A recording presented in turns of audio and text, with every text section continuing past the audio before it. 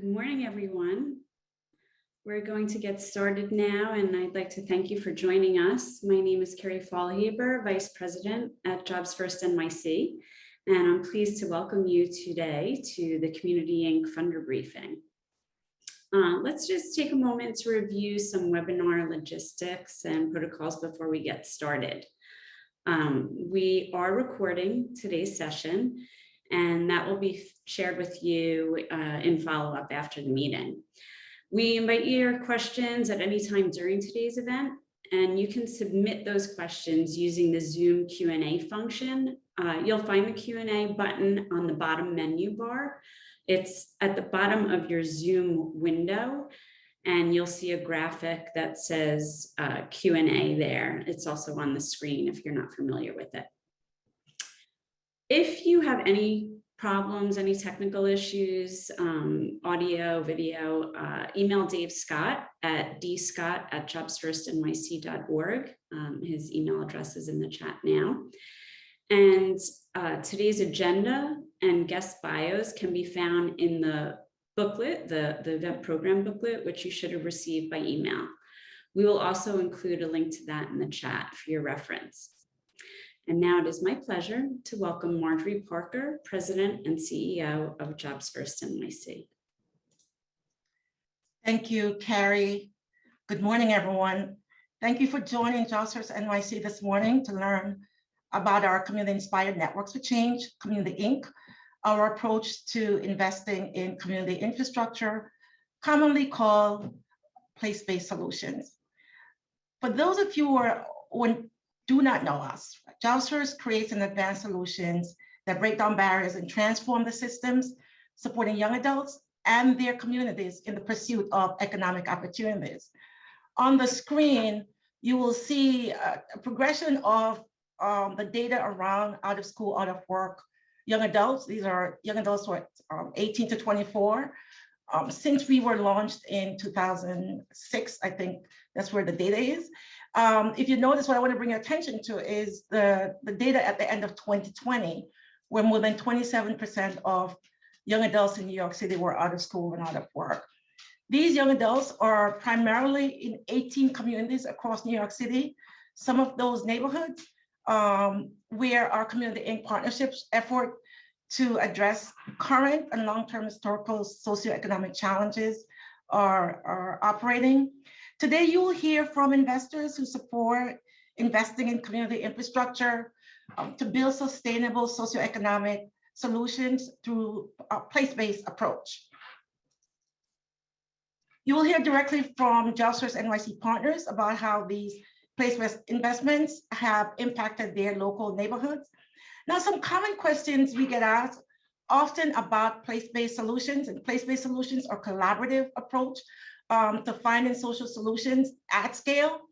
What are the success indicators? What am I measuring beyond program enrollment, job placement, retention, college enrollment? How do I convince myself or my board to invest in place as a strategy to amplify and sustain economic outcomes? Today, you'll learn more about these success indicators from both investors and from our community partners. You can learn more about our JobsFirst success indicators and impact framework in the briefing book that was shared with you. I want to thank you again for joining us, and I'm proud to really share this video with you while we transition to our partners and the day. Thanks again for joining us. I'm Carrie Fallhaber. I'm a Vice President at JobsFirstNYC. JobsFirstNYC works to reduce the high number of young adults who are out of school and out of work in New York City. Since 2006, JobsFirstNYC has been working with local communities across the 5 boroughs, developing collaborative strategies for a dynamic, inclusive New York City. Strategies that advance economic mobility for all young adults and the communities they call home. My name is Marjorie Parker, and I'm the President and CEO of JobsFirstNYC. JobsFirstNYC was created through a collaborative process, similar to the ones we use to develop our partnerships now. After years of steady decline, the out-of-school, out-of-work numbers are once again skyrocketing, partly due to COVID-19, and we're once again facing a similar crisis.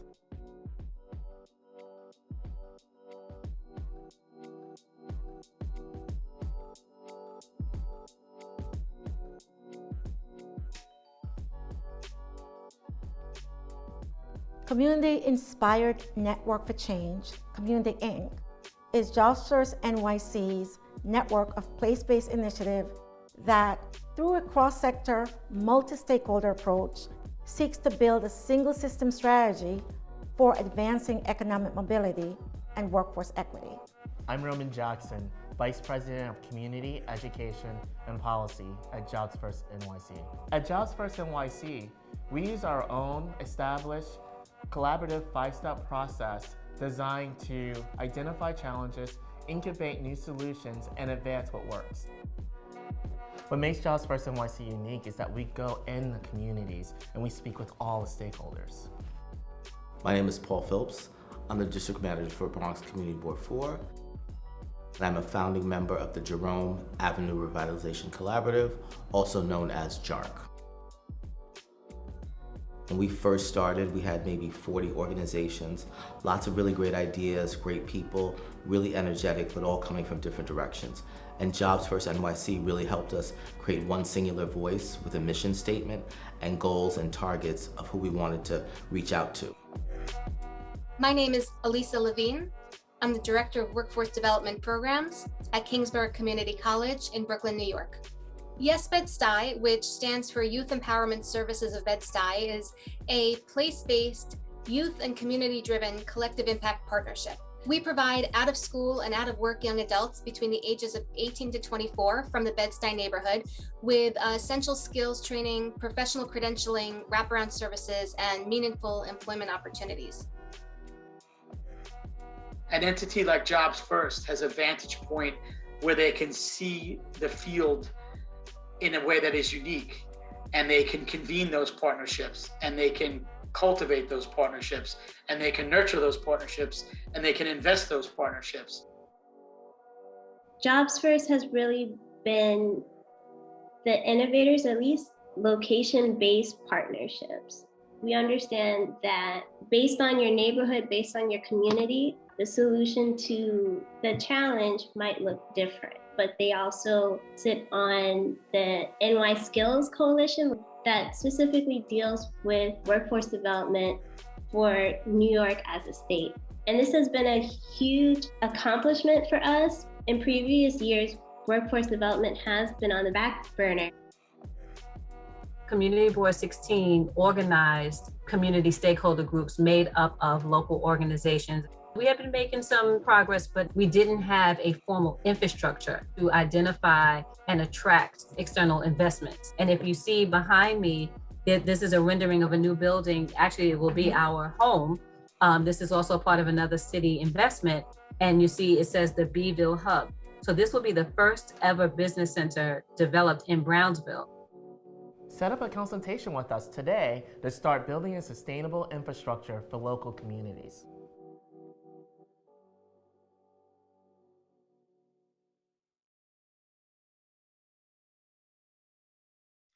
And now it is my pleasure to introduce to you our first guest. I think neither of them are stranger to this audience. Alison Ullman, Chief Strategy Officer at Just Capital and a Jobs First New York City board member, in conversation with Jeffrey Canada, President of the Harlem Children's Zone. Alison, take it away. Thanks, Marjorie, and I'm delighted to be here with Jeffrey today and all of you. Today we're going to be discussing investing in community infrastructure, place-based work that Jobs First is so well known for, and another leader who's a real pioneer in this effort that I'm delighted to be able to speak to for a few minutes today is Jeffrey Canada, founder and president of Harlem Children's Zone. So, Jeffrey, thanks for being here. Thanks for inviting me. I'm really excited to be here. Great. Well, I want to start with just the basics. I know we only have about 15 or 20 minutes, but why does place matter? And what does your experience sort of inform this dialogue of where we can go from here? Well, I think I've been at this a long time. I was doing the math, same community here in New York for going on 39 years. There are really both historic and contemporary challenges of places that if you don't take those things into account, you can come up with very sound ideas and strategies and still not be able to get the outcomes you really care about. I'll give you an example. So here in Harlem, if we wanted to improve the educational outcomes for children, and we're thinking about during school and after school and all of those kinds of things, but we also had a problem with lead paint. So if you've got a lead paint problem in Harlem, and you're doing a project that works every place else, but you're not dealing with the impact that lead has on young brains, well, you can find out 5, 6, 7 years down the road, guess what? This didn't work. Understanding the unique challenges, obstacles, and opportunities of place in some place. Now, this is not every place. There's some places systems are working, things go well. If you've got a plan, you institute that plan, it works in general. When you look at certain places in this country and certain places in New York City, I've seen the plans come and go, the education plans, the social service plans, and you look at those communities and say, but it didn't improve the outcomes. Why? Because there are unique, both historical and contemporary challenges that if they are not taken into account, those kind of systems plans don't work in these places. That's why, to me, place really matters. Thank you so much. The lead paint example is such an important one. I think that so many of our conversations on place-based solutions or more broadly, we don't think about, as you said, historic context, local context, and that this requires a lot of resources to ensure that you're really hearing community voices and taking the time that it takes to build sustained long-term infrastructure. I would love to hear from you what the impact is on the development of effective solutions. You sort of reference, like, why aren't the outcomes happening? What can local leaders and what does sort of effective solutions lead to? What can our expectations be for this kind of work? Well, I think, to me, there are really key variables that we have to take into account. The first is you've got to know your local data. If you're going to have an impact on something, we were trying to improve our kids' academic performance. We really needed to collect data in real time about what it is now, and we need to measure to see whether or not we are making progress. So to me, one of the first things is being very clear about the data. The other issue, I think, is you have to be clear about the outcomes you're trying to reach.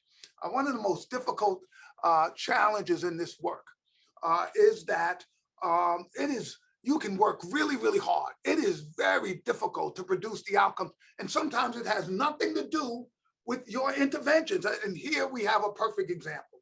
We were all going about our business 3 years ago. We had our plans. We were doing our work. We thought we were, and out of nowhere comes COVID that upends everything. And this is where place matters. The same places, everything went wrong. The most number of deaths, the most number of infections, the worst academic outcomes for kids, the most likely places that folks had to work in those same places, they were bringing disease home. So here you have place impacting our data, and we have to be able to say, hey, you know what? Our data was going well. These things happen.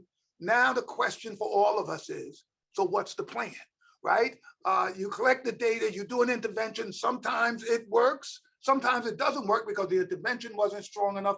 Sometimes it doesn't work because outside forces were so powerful, they undermined your efforts. Then the question we all have to ask in place is, what are we going to do next to make sure we keep driving these outcomes in the right direction? Oh, COVID, one of the most recent examples. I actually have a question in here in the chat of looking back a little bit further. And so let me combine it with a question that I had for you. So basically the question is, as I'm reading this, if you could go back a couple of decades, what adjustments would you have made to the excellent work that you were doing at Harlem Children's, and sort of the related projects you inspired? And then let me just tack on my way of asking this question, which is, what have you learned more broadly? Like, what are recommendations for us as we think about going forward? What's worked, what hasn't? So if I could go back like 20 years, we had an opportunity to help buy property in Harlem when no one wanted the property, right? People, a lot of city-owned housing, folks were like, oh, who wants this stuff? You can't make it work. We wanted to increase the number of our kids who were graduating college and coming back to Harlem to make this their home. What we hadn't anticipated which was how quickly we would have gentrification happening in our community. So suddenly we didn't do the increased housing. I would have loved to have had, utility sort of housing for first-time apartment dwellers. So we've graduated more than 1,000 kids from college, and this would have been great efficiency apartments for them so they could stay in Harlem and they wouldn't be priced out. So I've said to other folks, if you're going to invest heavily in community, make sure you're also investing in ways that residents can both afford and profit from the fact of those communities being redeveloped. So that was a mistake we've made. We've learned a lot. I'll name a couple of things. The work is hard. It doesn't sound like a surprise, but I think people are constantly surprised by how hard it is. And part of the reason it's hard is that because these communities are so vulnerable that every major issue hits those communities worse. You take the housing crash of 08. Who was hurt the worst in that? Black and brown homeowners. Wiped out all their equity. So now we're starting all over again after 20 years. In these communities, you have things that happen that impact them, that makes our work both hard right now and hard because we can't predict what the future will bring, except if it's bad for the country, it's going to be worse in the places we work. And so that's one thing, it's hard. It takes time. We are forced constantly to overpromise because people want results. I want results, we all want results. Give it to me, what can you do in a year or two? And what I have learned is if someone had looked at our outcomes 5 to 6 years into our work, they would have said, Jeff, it's not working. It was working, but we didn't have enough of the pieces in place and enough supports to demonstrate that work. Today, in our schools, we've eliminated the achievement gap. Yes, but that took real time, real effort. And the third part of this trinity for me is real resources. This work is not inexpensive. And if we're trying to reverse more than a century of disinvestment, of outright racism, of I think poor strategic decisions being made by people in power in certain communities, you're going to have to invest in those communities to get those results. And I just don't know any way you can do it on the cheap. And I'm going to just say that out front. What we are spending on these same families when we fail to intervene with sufficiently powerful strategies is costing our cities and our states a fortune. The investments that it would take to change those outcomes are minor in comparison, and yet it's hard to convince folks to make these kinds of investments in strategies that we know will work. Okay, so now I have to ask you the even harder question connected to what you just said, which is how do you convince folks? Like, it's long, it's hard, as you said. Like, it is even harder for Black and brown community. Like, there's a lot that's hard about convincing people to invest at the degree to which you need for outcomes. How do you do it? Where have your successes lied, and where do we as a community need to spend more time thinking about what those resources and what that case needs to be? Well, I mean, it's a great question. And I think, for funders, I think they're caught in this dilemma. I know you tell me it's hard, it takes time, but I could invest for 3 years and maybe it's not going to work. And now I've wasted my investment. Part of the work that I think we have to do on the grantee side is to really be clear about what initial indicators suggest that we're heading in the right direction. I think we need to be clear-headed and very strategic about our end goals Yes, we want to improve academic outcomes. We want to improve reading and math scores. That's what we were saying. But I wasn't going to do it overnight. I said I wanted to go up 10% every year. Now, it doesn't sound like a big deal. You're looking at kids, they're only 23% of them are at grade level. You say 10%, Jeff, come on, that's not aggressive enough. That I could accomplish. And over 10 years, guess what's going to happen? I'm going to move that group of kids in a significant way. The investors, those folks who are looking, they have to have confidence that we have plans sufficiently strong enough to achieve these kinds of outcomes. And then I think I would just say to the funding community, if you have underinvested in these neighborhood entities, which we know historically has happened for generations, certainly since I've been in New York, especially Black and brown organizations, part of what we have to do is make sure we're not just investing in their ability to deliver services, but we're investing in the institutions so they can build more powerful institutions. Because the hardest work is on the ground, but the least amount of infrastructure investment happens at the ground. At the level that folks are thinking and talking about this, you often make really significant investments to boost the ability to capture data, record data, do those kinds of things. At the ground, we often are trying to increase the number of people being served, but not invest in the organization so they're building more powerful institutions so that they can better deliver on those outcomes that we're holding them accountable for. I'm so glad you said that, because I was thinking about that as you were talking too, of there's this like intense urgency to just have, invest in as the sort of short-term outcomes, but to get out of this terrible cycle, the infrastructure is such a core part of what we need. And that's what I love about Jobs First, is that they think about, there's sort of this one level up of how do we invest in the long term and all of the various elements of community in place that allow for bigger, greater outcomes over longer periods of time. I think that's a piece that is sort of easy to not look at in quite the same way. Now, I'll just say on the Jobs First front, this population, there are some times where you intentionally tackle really, really tough populations. And this is a population that is one of the most important and I think the most neglected populations in New York City.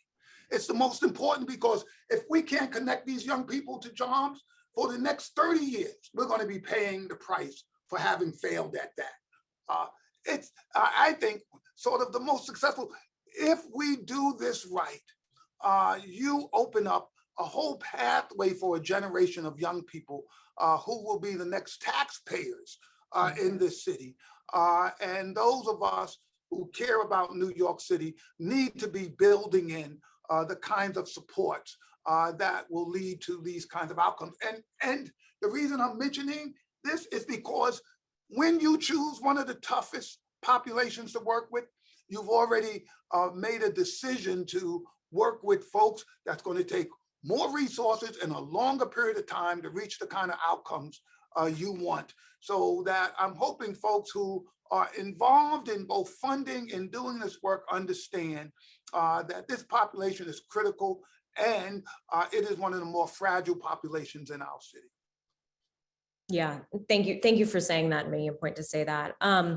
We got a question that I think is similar to your 10% literacy rate every year. We know that results can take significant time given the communities we serve and the magnitude of the issues. What advice would you provide to demonstrate progress results? And I think relatedly, what I've been thinking about is how do you spend your time to think what are the short-term results that we, benchmarking along the way while simultaneously keeping that North Star, what is our vision in mind, and holding yourself accountable for both? I mean, this is really where I think it takes some real time and thoughtful conversations with hopefully a significant group of wise women and men who can give us a guidance in this area. Here's where I find that folks struggle, in my opinion, the most. First, they're not clear on what their vision is. So if you accomplish your goals, what will things look like in 10 years? Where are you actually trying to go? Can you make that statement that Roseanne Haggerty, who runs Community Solutions, a friend of mine, she wants zero homelessness, right? She's just clear. That's what she's going to do. This is the strategy for getting there. She lays out a plan. We wanted to have our college acceptance rates for our kids the same as for white kids here in New York City and New York State. We were clear about that. Once you're clear, you can say where you are and how you hope to get there over the course of time.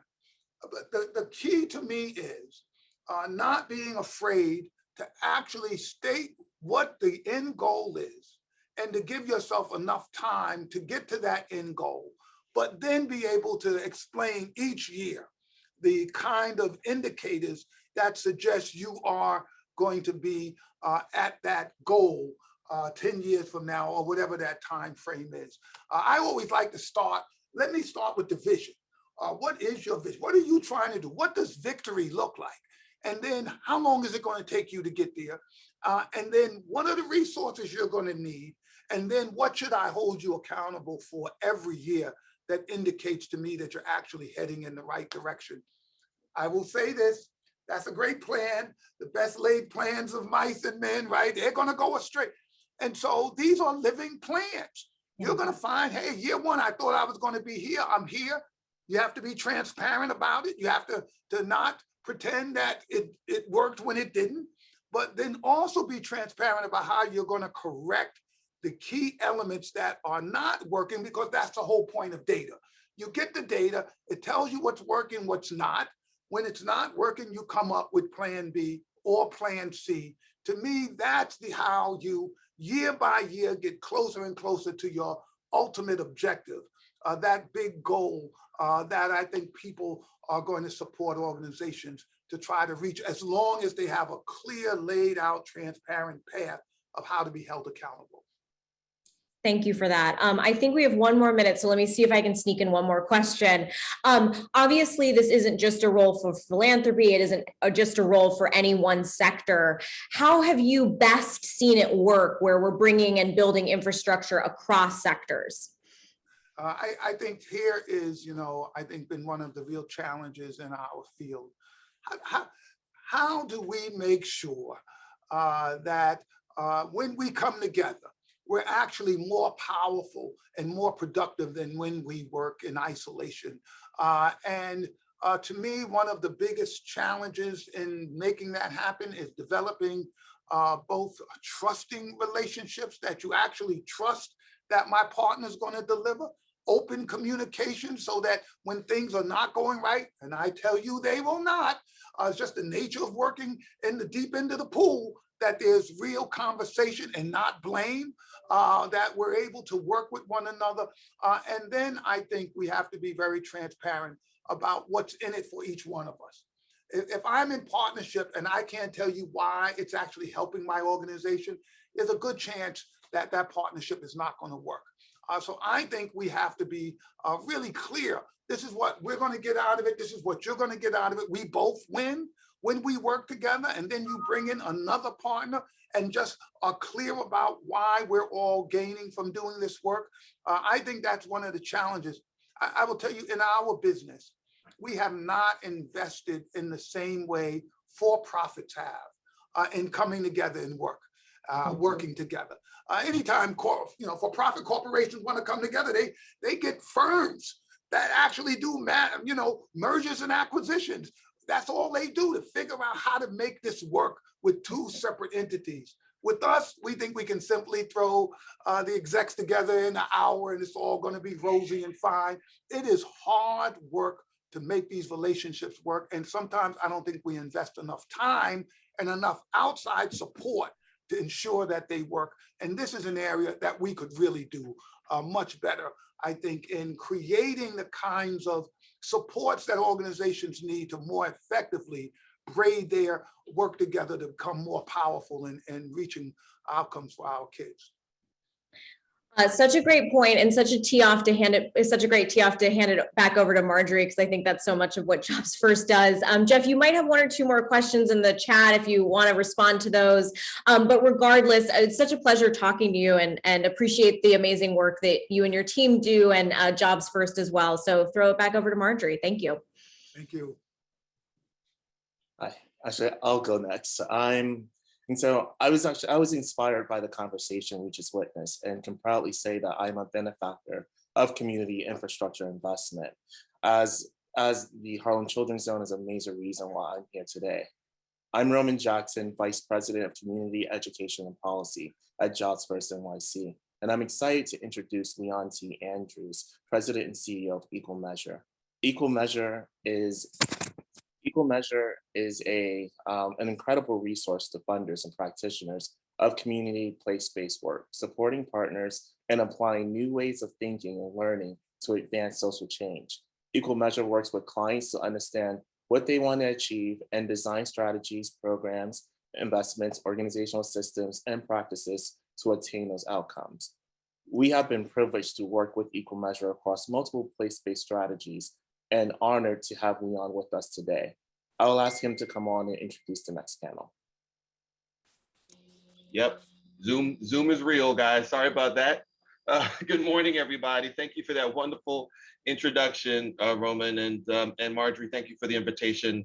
Really enjoyed hearing Jeffrey, and always enjoy hearing Jeffrey and his inspiring kind of charge for all of us as we do this work. So thank you for kicking us off, Jeffrey, for that. And I wanted to introduce our panel and give a little bit more context of Equal Measure.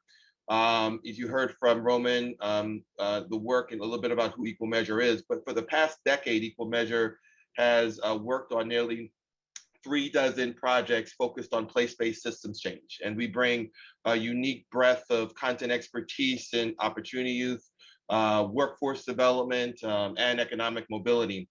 Our engagements have spanned nationally, multi-site efforts aimed at whole-scale systemic reform. We are adept at designing learning and evaluation engagements that respect and draw from unique contextual strengths while documenting how local context influences implementation and impact. We also work with local partners to understand the contextual landscape in the region and how that context facilitates or prevents work on the ground. In each of the evaluations, we use qualitative and quantitative measures to understand the critical components of cross-sector partnerships that contribute to community-wide change. And for the last 10 years, Equal Measure has gained extensive experience working with our clients and grantees focused on place-based systems change in New York City. And a couple of those projects are connected to our panel. Obviously, we've enjoyed partnering and working with JobsFirstNYC, but also on the panel, you'll hear a little bit more about the work with the Robin Hood Foundation as well as Aspen, and then hear a little bit more as well from the Balmer Group and the work that they're doing at a place-based level. Our work with the Robin Hood Foundation, we serve as the learning and evaluation partner for their mobility labs since 2019, which has been focusing on economic mobility. That project has engaged 9 different grantees, 3 that are in New York City from Flushing, Bronx, and Brownsville, 3 in the Bay, and 3 others, Baltimore, in Illinois, and in Pennsylvania. The work is a collaborative with the Robin Hood Foundation, Tipping Point, Weinberg Foundation, Gates Foundation, and an anonymous donor. And there's a strong focus on community engagement as a component of the work. And so you'll hear a little bit more from my colleague, Lori, as she shares more context about the work that's happening through the Robin Hood Foundation and their mobility labs. Aspen Opportunity Youth Foundation, I just want to highlight that's another opportunity where Equal Measure has been working. Our evaluation of the Aspen Institute Forum for Community Solutions is a cross-sector, multi-stakeholder collaborative to reconnect opportunity youth to education and careers that focus on systems change, how to change systems, whether education, workforce, human services, juvenile justice, that better serve opportunity youth. And so this is a collaborative of over 37 that are in the OIF network, with 4 of those sites being in New York City. And my colleague Monique will share a little bit more about the work there and context of our conversation around why place matters.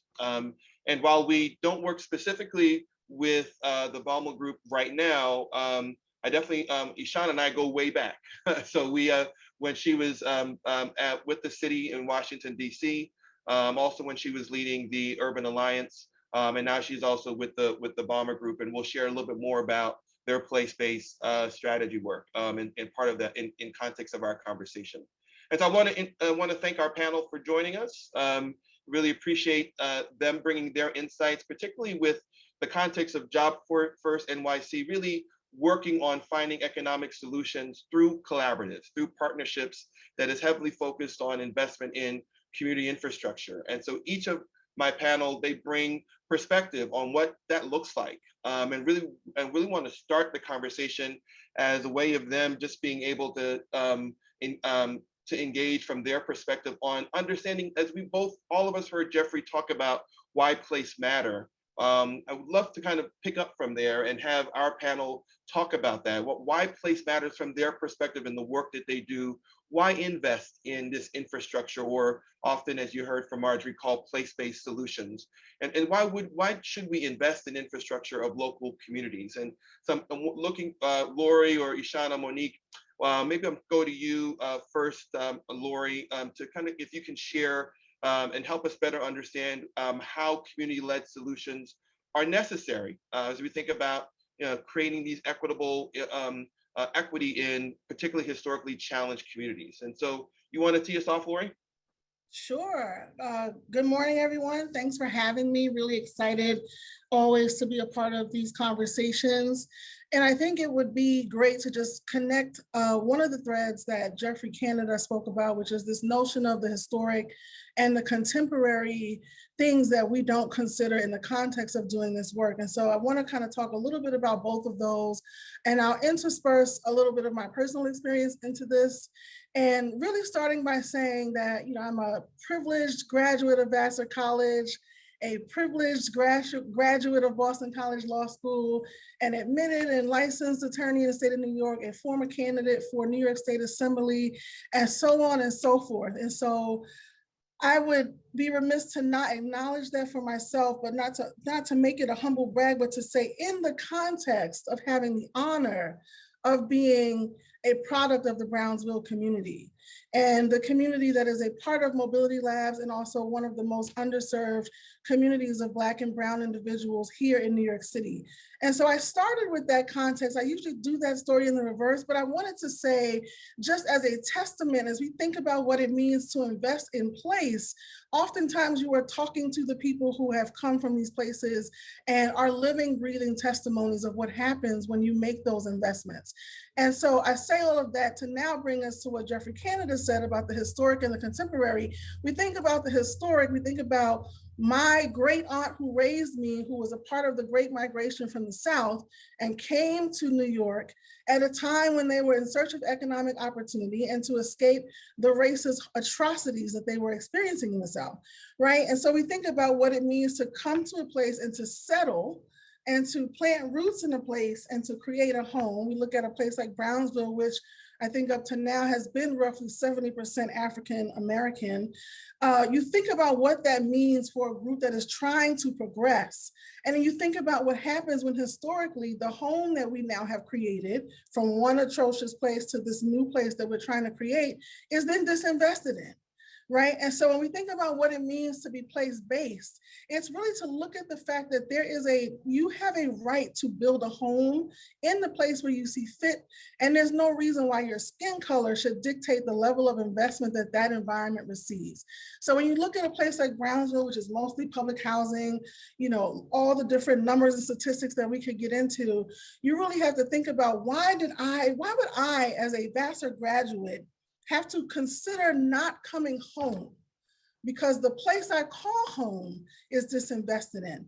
And then to bring in one other aspect of what we think about when we think about history, it is in the blood of these communities to organize and to collaborate and to work together. We look at all of the times when we have gone without, and we look at the ways in which these communities have pooled their resources, they have fed their children, they have organized, they have done the work. And yet and still we find ourselves today having to have conversations about why it is a necessity to make these investments. And so that's the historical context. When we get into the contemporary context, we get into the conversation about what it is to be in philanthropy, right? And what it is to be in spaces where we want to bring this investment-oriented approach to giving funding. And the fact that we are in the need of our own conversations as a sector and really rethinking about what success looks like. What does it mean, as to Jeffrey Canada's point, that when you're doing place-based work, it's not about Lori Boozer going to college and that's it. It is about all the Lori Boozers who should get the same exact opportunity, and they might get that opportunity if we invested in the community as a whole, if we listen to the community's voice and direction, and helping us to understand the unique contextual issues that are at play, such that they can be a part of not just telling us how to solve the problem, not just telling a nonprofit organization how to solve the problem, but that they can be at the table empowered to help be a part of that process, empowered to solve the problems themselves, the things that we've always done historically. So when we talk about why place matters, I think it's all of those reasons. It matters for everyone else. It matters on the Upper East Side. It matters in places of wealth and privilege, right? That is place, right? And those places have a certain fabric and context that is sustained there. And so places like Brownsville, like Northeast Pennsylvania, like the deep parts of the South, they should have the same opportunity to have those same sustainable places to live and raise their children in healthy environments. And I'll stop there. No, I love it. No, thank you, Lori. And I just want to turn it over to Monique, because she just reminded me she's from Harlem. So I wanted to allow her to bring her voice into this space as we're naming that. So Monique. Because Lori, I love where you started, because the personal is professional. It informs not just how we show up, but why this work matters so much. And we do this work daily, led by our hearts. We heard this from Jeff Canada, and then you just communicated in such a powerful way. And because I was born in Harlem Hospital, I was raised in Spanish Harlem in El Barrio, and it resonates deeply with me to think about the power of community and place-based solutions, that when you invest in one child, you are also investing in that family. You are investing in that like, it's like, even with the Harlem Children's Zone model, you are investing in that block, in that radius, and the power of the change that comes is multi-generational. Those ripples, they impact across the generations. And so I love that you open with your personal story, because as someone born and raised in Harlem, I feel the same sense of the importance of giving back, because I was also privileged to receive from community investments that made a difference in my life. So what I wanted to also add to everything that you said, and also connect it back to Jeff, is first I want to say that our work at Aspen, and I think this is so important, we fund 40 rural, urban, and tribal communities to bring together cross-system and cross-sector partners to collaborate to improve outcomes for our country's most vulnerable youth. So when we talk about place-based investments, our entire theory of change is that community infrastructure matters. And I want to say the reason why community infrastructure matters is because when communities come together to identify their most pressing challenges, they're not only to identify long-term, here's what it is we want to accomplish, they're also able to address immediate concerns. I'm going to say more about that in a moment, but at its core, it is community power building. It is community ownership. And most importantly, it is people who are proximate to the issues with expertise and knowledge, identifying issues and designing solutions that then become sustainable.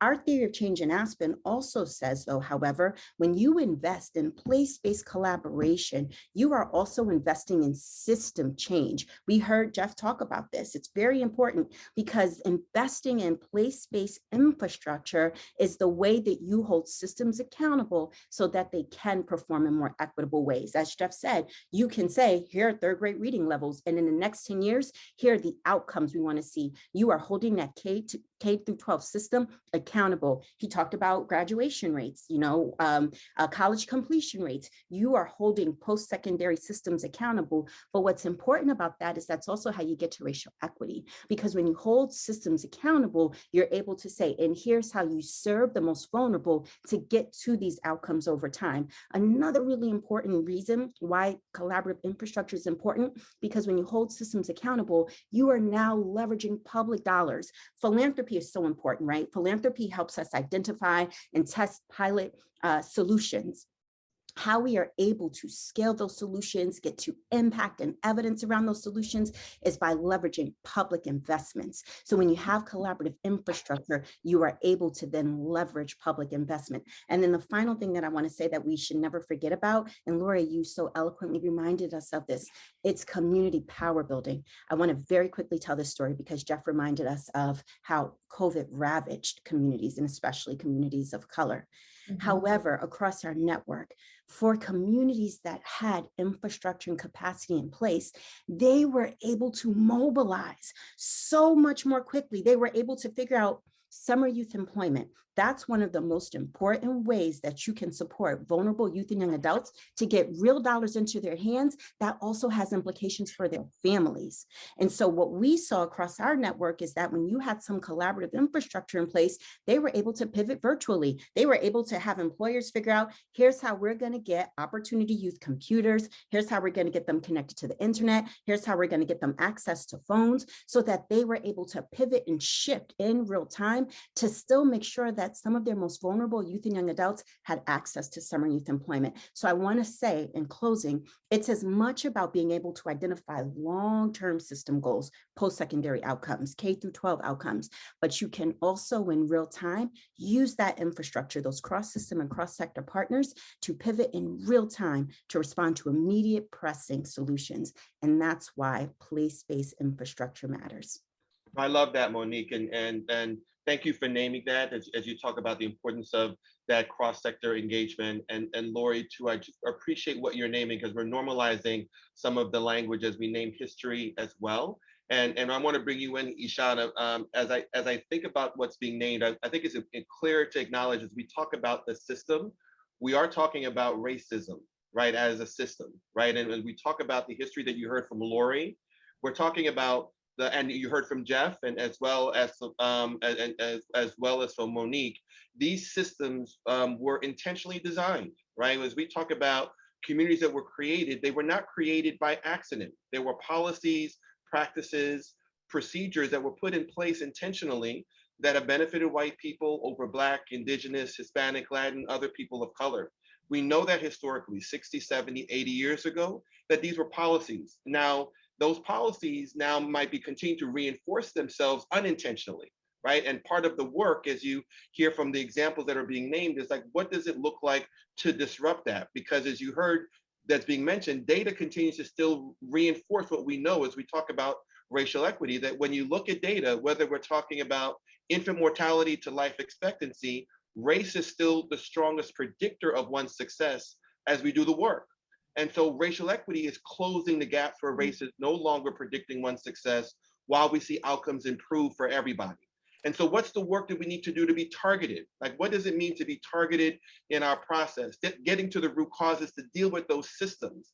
And I love that part where I bring Ishana, because when we spoke earlier before the event, you talked about the people in low-income communities, particularly our Black and our Brown communities, are not supported to take risks. So I'd love if you can expand on this, on how place-based solutions might empower them to innovate and forge new paths.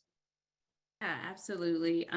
Just want to come in on the heels of Lori and Monique and also honor the personal being professional. And also, before I get into your specific question, Leon, also just say a little bit about my story as well as it relates. I reside in Washington, D.C., but I was born in Asbury Park, New Jersey, and ended up having aunts who left Jersey to find economic opportunity, by which my mother followed them and ended up being raised in inner city Los Angeles, and in the 80s and 90s. And that, you know, I constantly grew up wondering, as I believe Lori and both Monique mentioned, like, why did it always feel like there was just one person or two or three that maybe got out, and feeling, you know, and why is it that that's kind of what you wanted to do, right? Like, you were trying to figure out, how do I get out? How do I get to, you know, wherever it is that's not here? Because places, our places, our neighborhoods, our homes were not invested in properly, were struggling hard. And when I did hit that college campus, constantly felt that like press of, I gotta go and figure out how to get more people that look like me to this place and other places, that it wasn't fair. It just wasn't, I wasn't okay with that. And I feel like even to this day, having people in the same people in the same family take very different paths that are still struggling to this day, all starts in place and starts at home. And we really have to work on how we shore that up and get to the heart of those inequities, quite frankly. There's no reason one versus the other, one or two of us, we're all talented, full of potential, and everybody should be able to reach their fullest goals and potential. So I want to honor what I heard Lori and Monique mention and say it's also, you know, sort of sadly my story too. But I want to take it from, I've spent the last, you know, I'm new to the Bomber Group. We have a very deep, and we can get into this a little bit later, very deep in, you know, long-term for being a newer philanthropy on the scene, but long-term investment in place-based partnerships, and have been at the head and have been leading, you know, what place-based partnerships, sort of helping to define them and helping to like sort of raise up the principles around them and that kind of stuff. So I'm new to Balmer Group, about 9 months in, but not new to the place-based piece. So I want to take your question a little bit, Leon, from putting back on my nonprofit leader hat, of which I spent the last over 8 years at Urban Alliance, but before that, several more years running the DC Alliance of Youth Advocates. And this whole notion of our leaders that look like me, that look like Lori, that look like Monique, not being invested in to take risks is a real part of this, I think, picture. I definitely experienced that as a woman of color trying to lead and grow and scale a national organization, and where that came from for me, Leon, were conversations I had with funders saying, you know, because maybe we were sitting on 6-7 million, that we were good, that we were like, you guys are, you know, sort of okay, you don't need to do more or what have you, and not being trusted, invested in to take the risks and have the innovation and have the thinking money and the failing money in order to push the communities that I was trying to serve. The organization I ran was headquartered and founded in DC 25 years ago, very deep roots in the DC community, very much about racial equity and trying to get young people who have been overlooked and under invested in to their rightful next steps post high school. And so having those conversations, those things repeatedly said to me, hey, you're not, you know, you guys are okay. We got to go find some other folks who maybe needed more or who maybe are more deserving, was definitely a reality for me. And, you know, so I knew this instinctively, and I knew this sort of based on my experience. Being a Balmer Group, I've been able to sort of, Leon, take an opportunity to really study this some more. So a little bit, I want to share a little bit about some numbers, and then come back to why I think place-based partnerships can have an opportunity to maybe, you know, remedy some of this in a way. But what I'm learning is that only 3% of nonprofits in general reach 5 million in revenues. Maybe you all knew that. That was a little bit of a shock to me. And we know that it's even less for people of color-led organizations. If you look at a place like a Giving Gap, which has over 800 Black-led or Black-founded nonprofits on their platform, and only less than 50% of those have annual budgets under.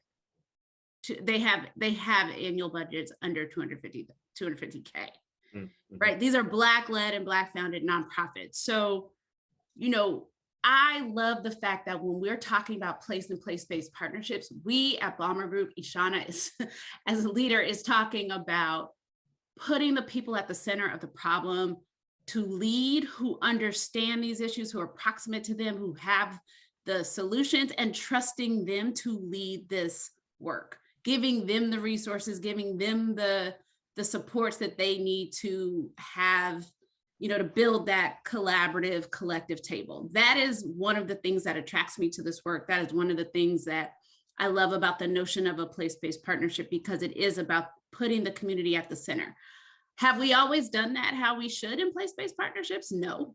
And I think it is time now to really think about how we shift power, really think about how we give those folks the capital and the opportunities that they need to lead at these place-based partnership tables. And I think Leon and company, I think we're well positioned to do that in this time. The last thing I will say is that one of the other things that when I was doing this work on the ground, during the time when I was at the city, when Lee and I were even more connected, the other thing that place-based partnerships are critical and what they are helpful for is a lot of times when you're trying to figure out, like I remember doing leading organizations, we're trying to like get the policy passed, trying to do things one-off, trying to figure it out.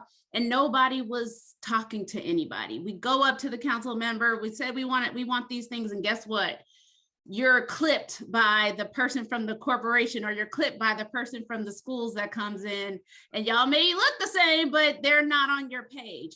And so the importance of having, a table where everyone says, we may be coming at this a little bit differently, or maybe we don't always agree, but we have an agenda for, we have this, we agree on what all of our children, youth, and families in our community deserve.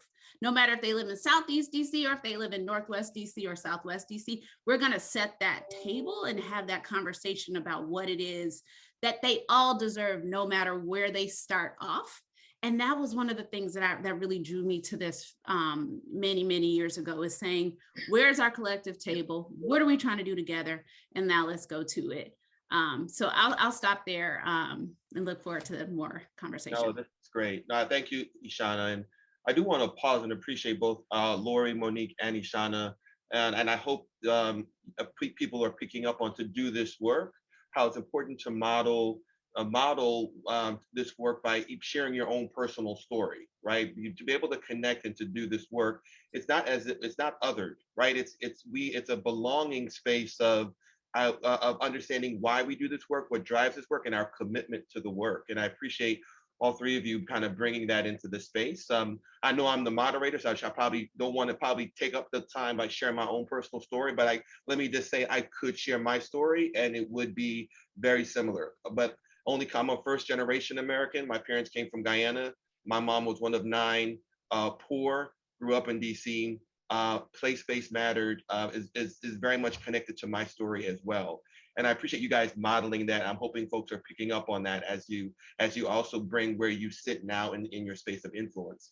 And in that, I'm hoping we can contextualize this a little bit more. I want to talk more about specific examples. I know we're building off of your own personal story, but the work you've done, and as you're thinking about examples, if each of you could highlight examples that maybe speak to where you've seen success work, where you can identify, here are some successes in your stories of example that help to really illuminate that as we talk about why place. And then in that space, acknowledging that it's not the traditional measurements, right? It's not looking at, how many trainings or the outputs, but it's really understanding that infrastructure in ways that's a little bit more nuanced, right? And how do we engage with the populations that we're talking about, the Black and Brown leaders in these communities?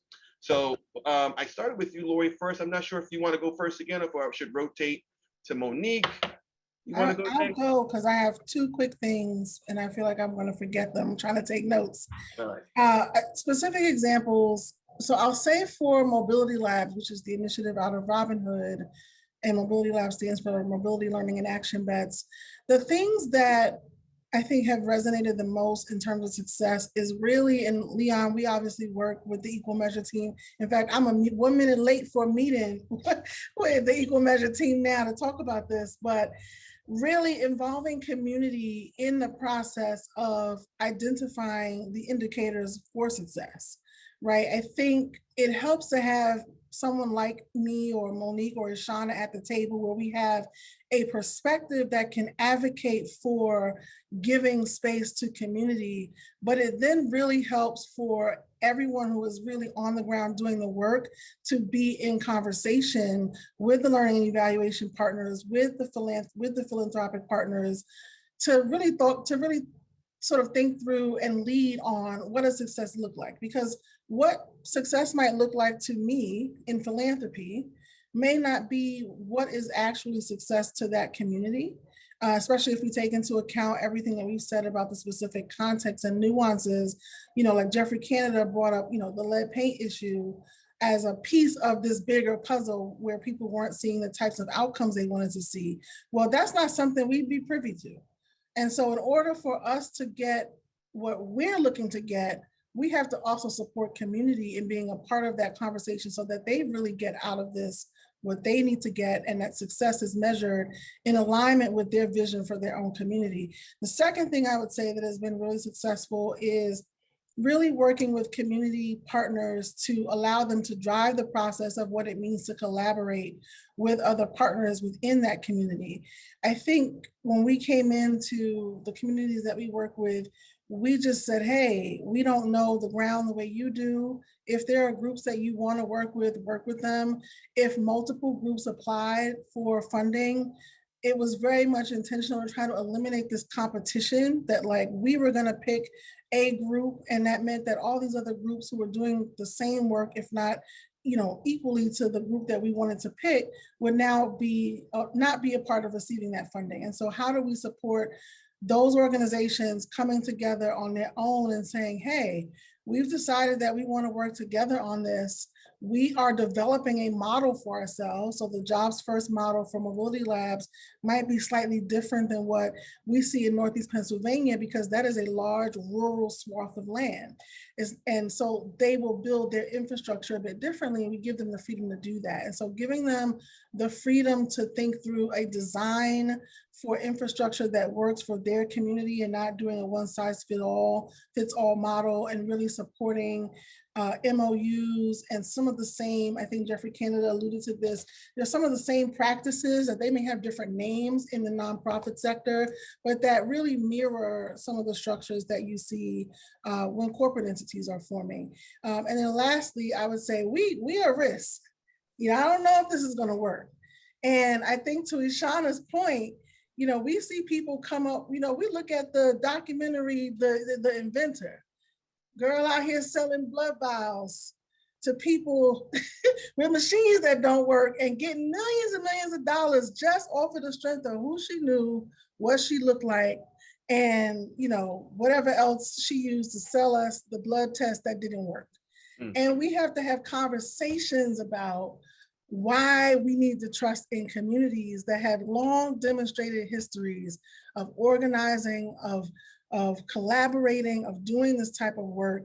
And so I think for us, really starting to learn about what that trust means and how we build that, because it's not natural necessarily within certain foundation spaces. There are certain groups that, trust is their thing and gets a whole framework.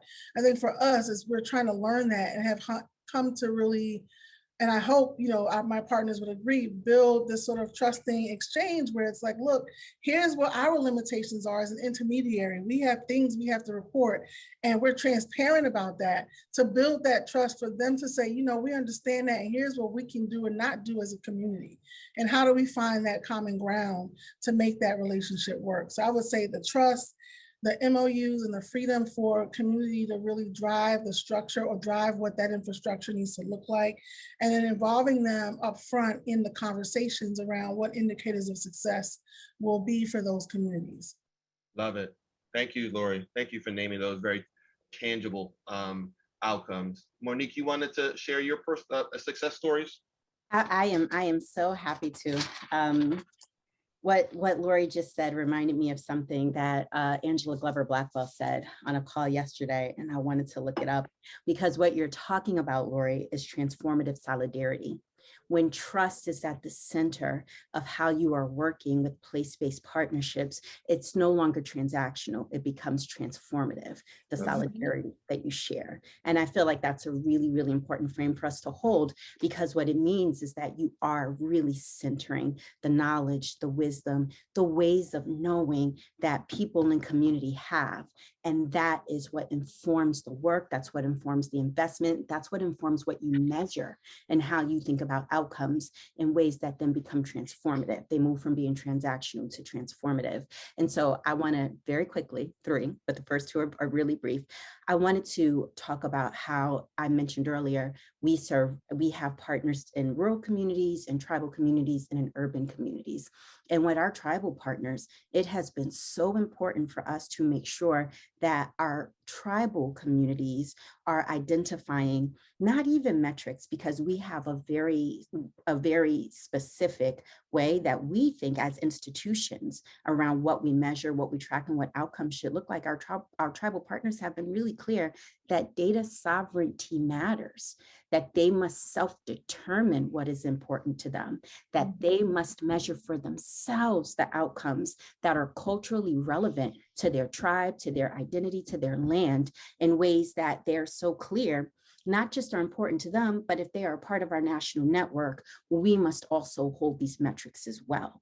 And so that's so important when we begin to talk, and I love, your framing earlier, Leon, but when we talk about the belonging piece and investing in place-based collaborations, and in Lori, that trust piece, it is about supporting communities to self-determine metrics in ways that help us also be able to think about an outcome story over time. And then the same thing for our rural partners. Our rural partners have said, when we think about scale and impact in a rural context, that looks different. And I want to be clear, we still have very traditional measurements for system changes. We are measuring public policy changes. We're measuring public funding changes, private changes in private funding, funder alignment, data use, communications. We measure narrative change. We measure public will building. We measure pathway improvements. We track the overall rate of youth disconnection, post-secondary outcomes, secondary outcomes, and career outcomes, while we also support our tribal communities to self-determine and self-govern the data that matters to them. And that is really important. And then I want to close by saying, well, I wanted to tell a story because there are so many different ways that communities, again, have, based on their local context, said, here's how we're going to collaborate across systems and sectors to improve outcomes for our most vulnerable. But earlier we talked about targeted solutions. And so I want to share the story of Los Angeles. In California, we know that there are hundreds of thousands of foster care youth. And so for our investment to be meaningful, we partner with the Alliance for Children's Rights. The collaborative is the Los Angeles Opportunity Youth Collaborative, and they are invested in career pathways that target outcomes specifically for foster care youth, but their biggest partner is iFoster. And so when we start talking about career pathways, economic mobility, the conversation we came to have here today, having that cross-system and cross-sector collaborative infrastructure in place means that a community like Los Angeles is able to tap into and leverage millions of dollars. Their last big public investment was $6 million targeted specifically for foster care youth, targeted specifically on skill training and career pathways.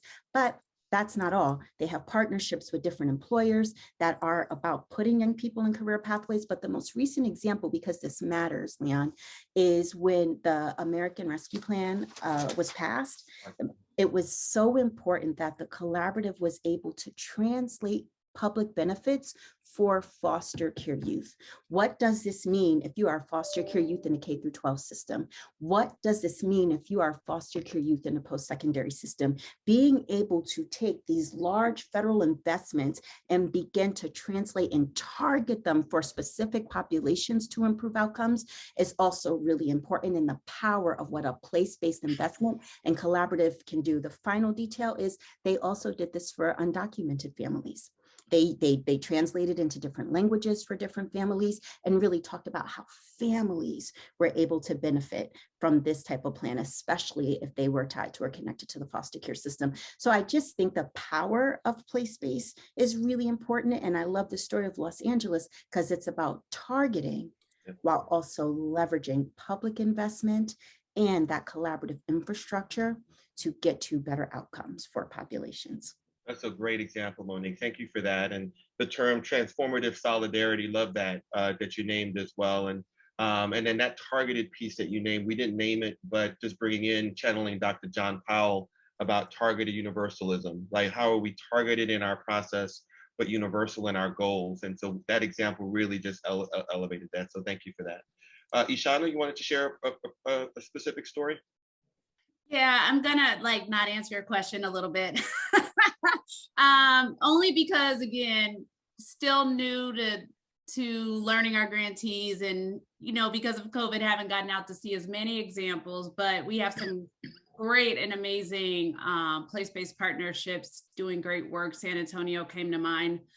That was going to be my first answer, but what I really think I want to share, based on the fact on how we sort of get underneath the success, because that's what I really think we're talking about, is something that I have been tasked on working on, and what I'm sort of trying to develop, which is how do we really look at the BIPOC talent side of place-based partnerships. And so I'm working on how do we get more, quite frankly, Black talent into the place-based partnership field.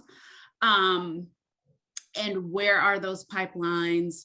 What do we need to do to better attract, retain, and support our folks in this work?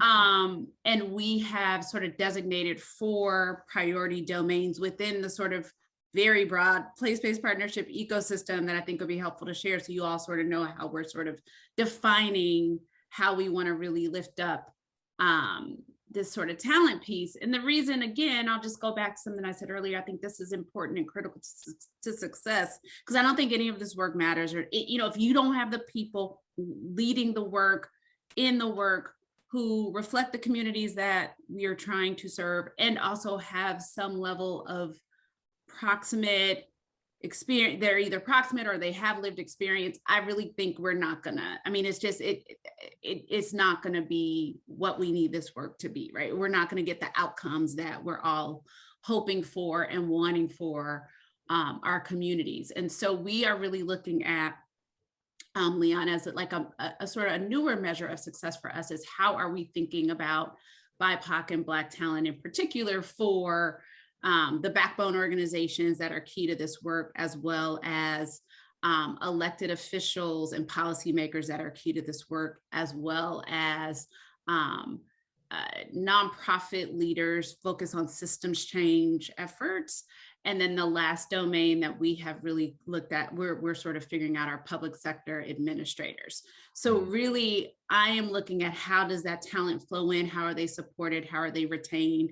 And how do we continue to make some connections there? And that is a big, again, a big thing that I think we want to dig into more when we talk about what makes this work successful. It's the people who are doing the work and how are they supported. And of course, understanding that so many of us doing the work came from, well, we want to have more people doing the work who come from the work, and those who do come from these spaces that are doing the work have a lot of trauma they're already dealing with. And how do we also make that a part of what it means to properly support and take care of people who are doing this work, who are reliving a lot of the trauma that they went through to sort of get to where they are, and now, and sort of, opting in to do the work, but how do we make sure that they have what they need? And going back to the first question, how do we make sure that they have the capital too that they need? So that's what I'd like to contribute to this portion of the conversation. Could have raised up a whole bunch of different examples of where Balmer has,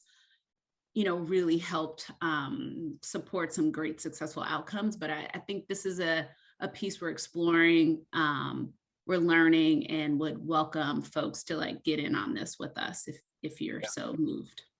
Well, I'm glad you chose not to answer my question and share that. I think it was a great way of kind of lifting that up. And it also reminds, in that same space, one of the projects we're just starting with the city of Philadelphia is looking specifically through their anti-violence community partnership grant funded programs, is really how can those dollars, how can Black and Brown led programs be best supported to serve Black and Brown communities most effectively?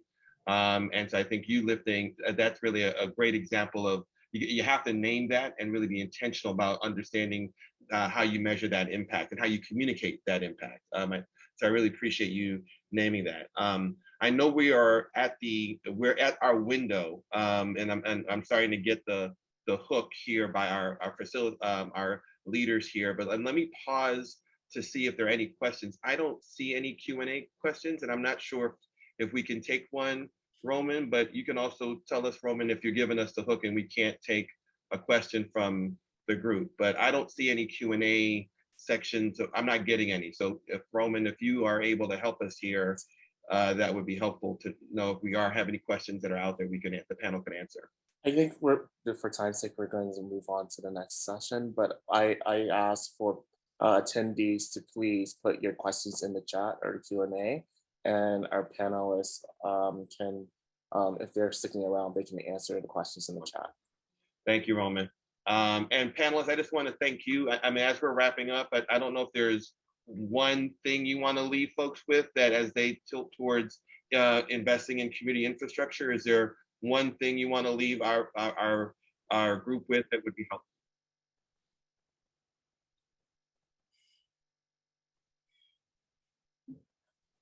Well, this might sound, I don't know how this is going to sound, but I'm just going to say, you know, if you like what you see here, you have 4 outstanding leaders who are products of community and place-based initiatives, on top of all of the very well-stated data and facts and examples presented by Ishana and Monique, that, you know, there should not be a question as to why we shouldn't. You should invest. And if there are challenges around understanding how to make those investments work, reach out to people like us. Have the conversations and let us help inform how we can make it work, as opposed to saying that it's not possible. Great. So I think I'd leave us with that from my perspective. Thank you. Monique, any final last parting words? When you invest in place-based collaborations, you are investing in institutions that are Black owned and Black led. You're giving them opportunities to grow their power, to grow their capacity, and to achieve impact over time. And as we have been stating here today, that only benefits community, the broader community, but it has a multi-generational multiplier that is so important for us to hold on to. Our country is trying to build back better. We have one of the largest federal investments going into places that have historically been disinvested. So the idea of investing in place-based collaboratives, place-based infrastructure at its root is also about investing in the type of infrastructure, capacity, and leadership, Black-led leaders, Black leaders, that is about multi-generational benefits and outcomes. And that is very important as we consider how to build a more inclusive democracy. Love that.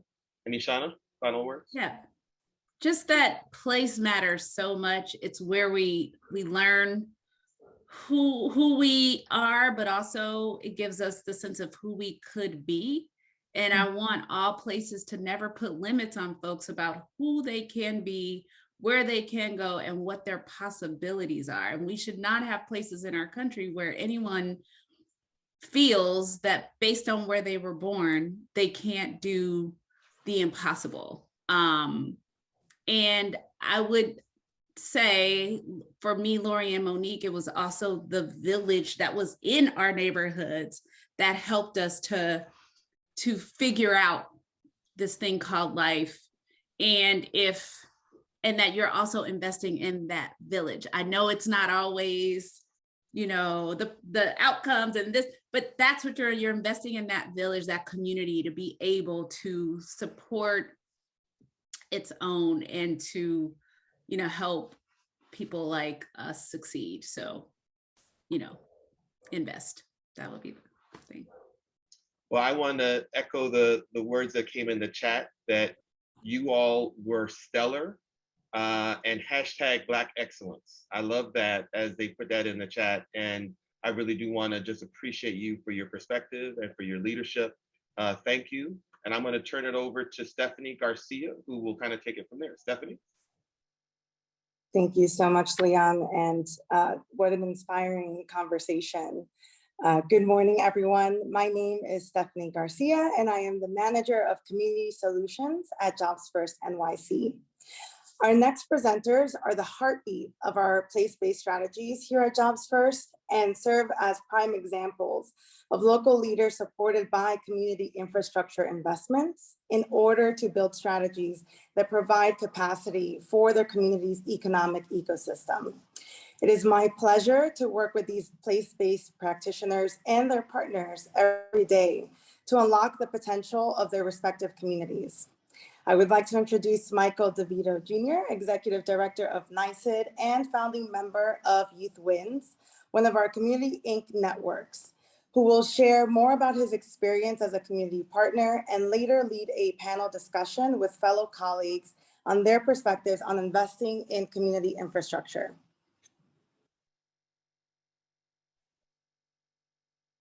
Thank you so much, Stephanie. I appreciate you. And oh my goodness, I'm in absolute awe and mesmerized by the last 40 odd minutes or so. I'm hoping that everybody could hear me okay. It looks like there's a green bar on my mic, so I'm sure I'm good. So again, I'm Michael DeVito Jr., and I am the Executive Director, proudly serving for New York Center for Interpersonal Development.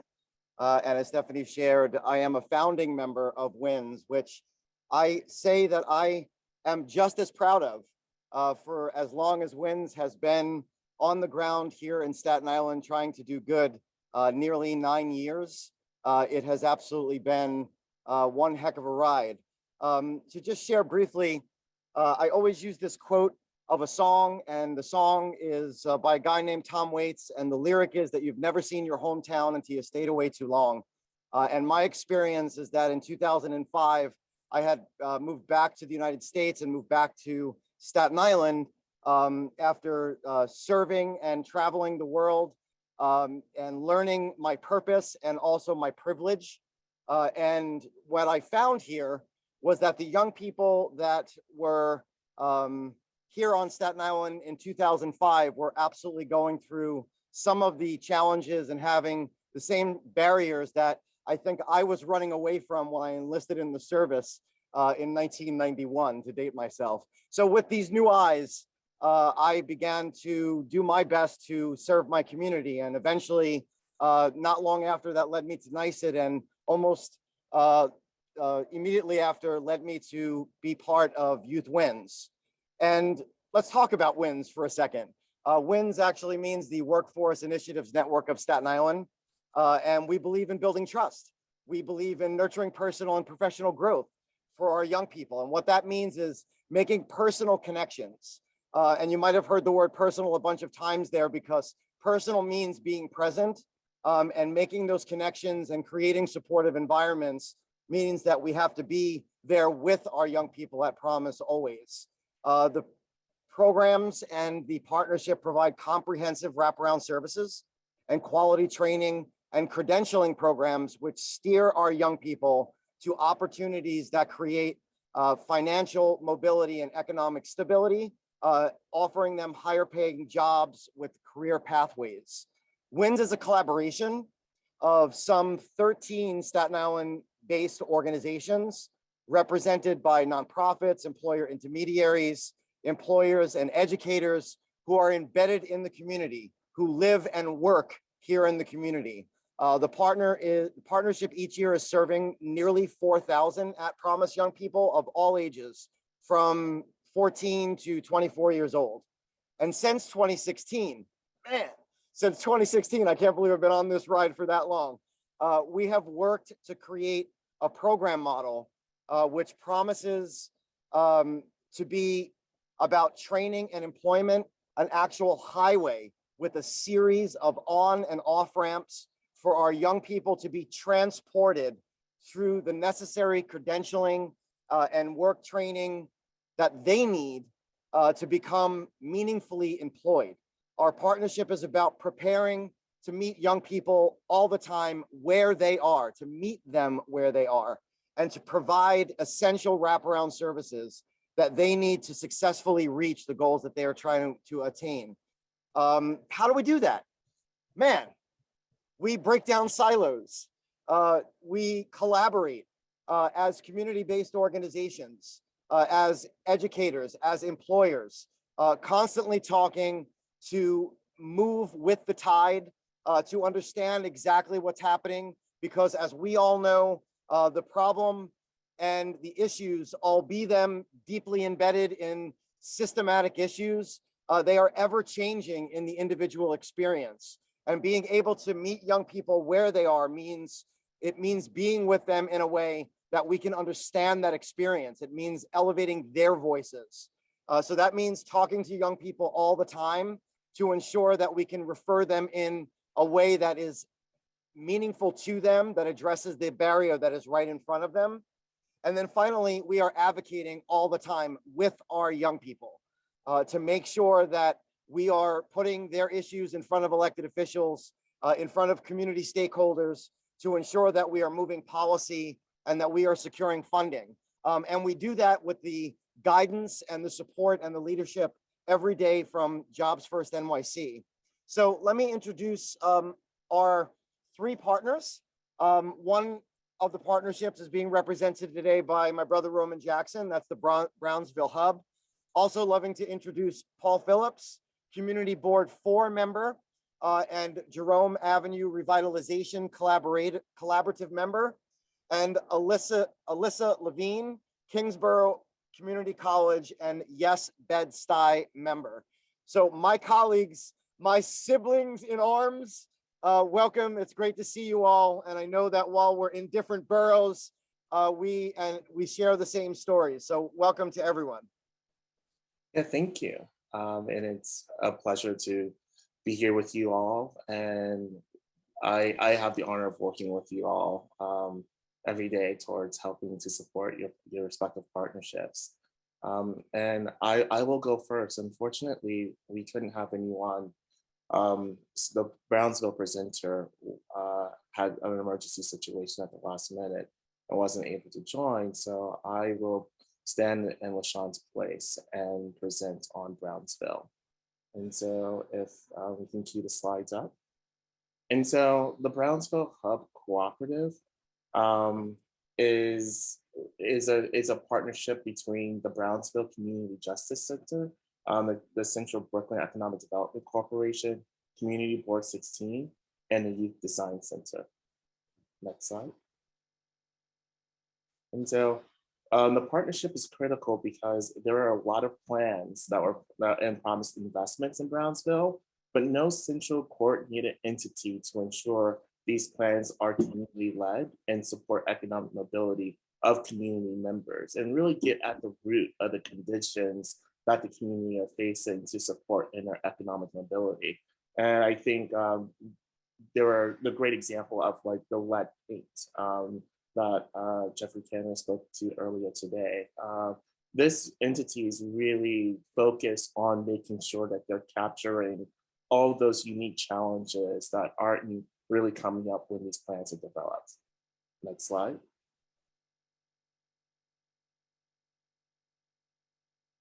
Next slide. And so the Brownsville Hub Cooperative it was brought about really to develop community-led solutions to spark economic growth within Brownsville, Brooklyn, together using people-centered economic-based approaches to create a self-sufficient community that builds individual and community wealth through education, ownership, business, and workforce development. And they're doing that through through 4 priority areas, which is really an emphasis and focus on young adults, emphasis on access, increasing residents' access to education and training, jobs, and ownership, actually building the wealth and increasing residents and business ownership in Brownsville. And some of the implementation goals that they have over the next 3 years include incubating entrepreneurial solutions and providing special services to startups focused on positively influencing key economic mobilities and indicators. We recognize that Brownsville residents are entrepreneurial minded, and it is a big interest of the community members in Brownsville, but oftentimes don't get fully talked about in the plans that are made in support of Brownsville. Next slide, please. And I think I want to make sure we go to the right slides. And while those slides are teeing up, I'll just continue speaking. And so some of the key accomplishments of Brownsville is really like in the first year of like being a solid group. They went through a 1.5 year planning process, And then they've been operating for about a year. They've been able to launch a website, develop principles, operations, and MOUs, design working groups to achieve partnership goals. And also, really at the height of COVID, really responded to the community by supporting local social service agencies by connecting them with delivering good and supplying them with food and equipment and supplies, and also supplied the local hospital with PPE equipment. So this is really like a powerful story of how a partnership can really pivot when these economic crises come, or these world crises come around, to be able to really support the root and the challenges that the community is experiencing at that moment. And next, I would like to bring up my colleague, Paul Phipps, who will go over, who will speak about the JARC. Morning, everyone. It is great to be here.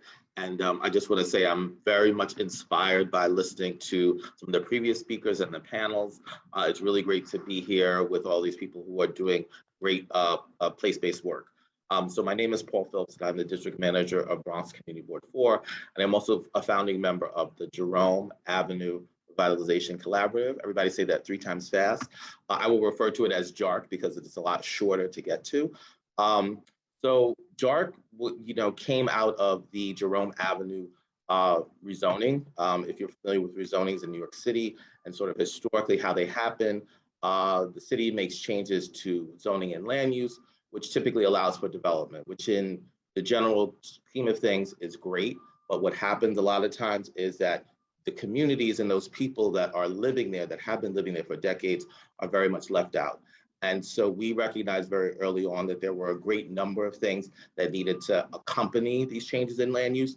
Many of them we were able to discuss during the 3-year process that we went through the rezoning process. But one of the things that was not really able to be fleshed out was economic development. And so that really was focusing on really jobs, job creation, workforce training, and small businesses.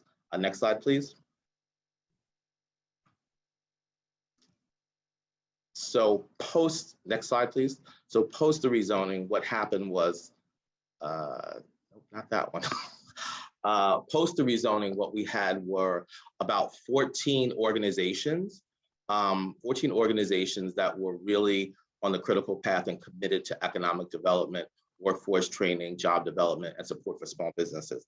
And so we worked really hard with Jobs First in collaboration on figuring out sort of where, how we were going to bring all these different organizations with all with a common goal and mission, but with different skills and different things to bring to the table. Next slide, please. So while the slides are loading, I'll just keep talking. So, one of the challenges for us was that, so the rezoning in and of itself was 93 blocks, but I also want to just point out that the 93 blocks of the rezoning doesn't really capture the catchment area. So it spanned 3 community districts, which is more than 300,000 residents that it served, and with hundreds, if not thousands, of small businesses. So we really had a tall order here. And so we worked in collaboration with Jobs First and with the Children's Aid Society Bronx Impact to really build the infrastructure to work on, to benefit and to create economic development opportunities, not for people coming from the outside, but for people that were actually living and working within the confines of the catchment area. Next slide, please. Yes, so our mission.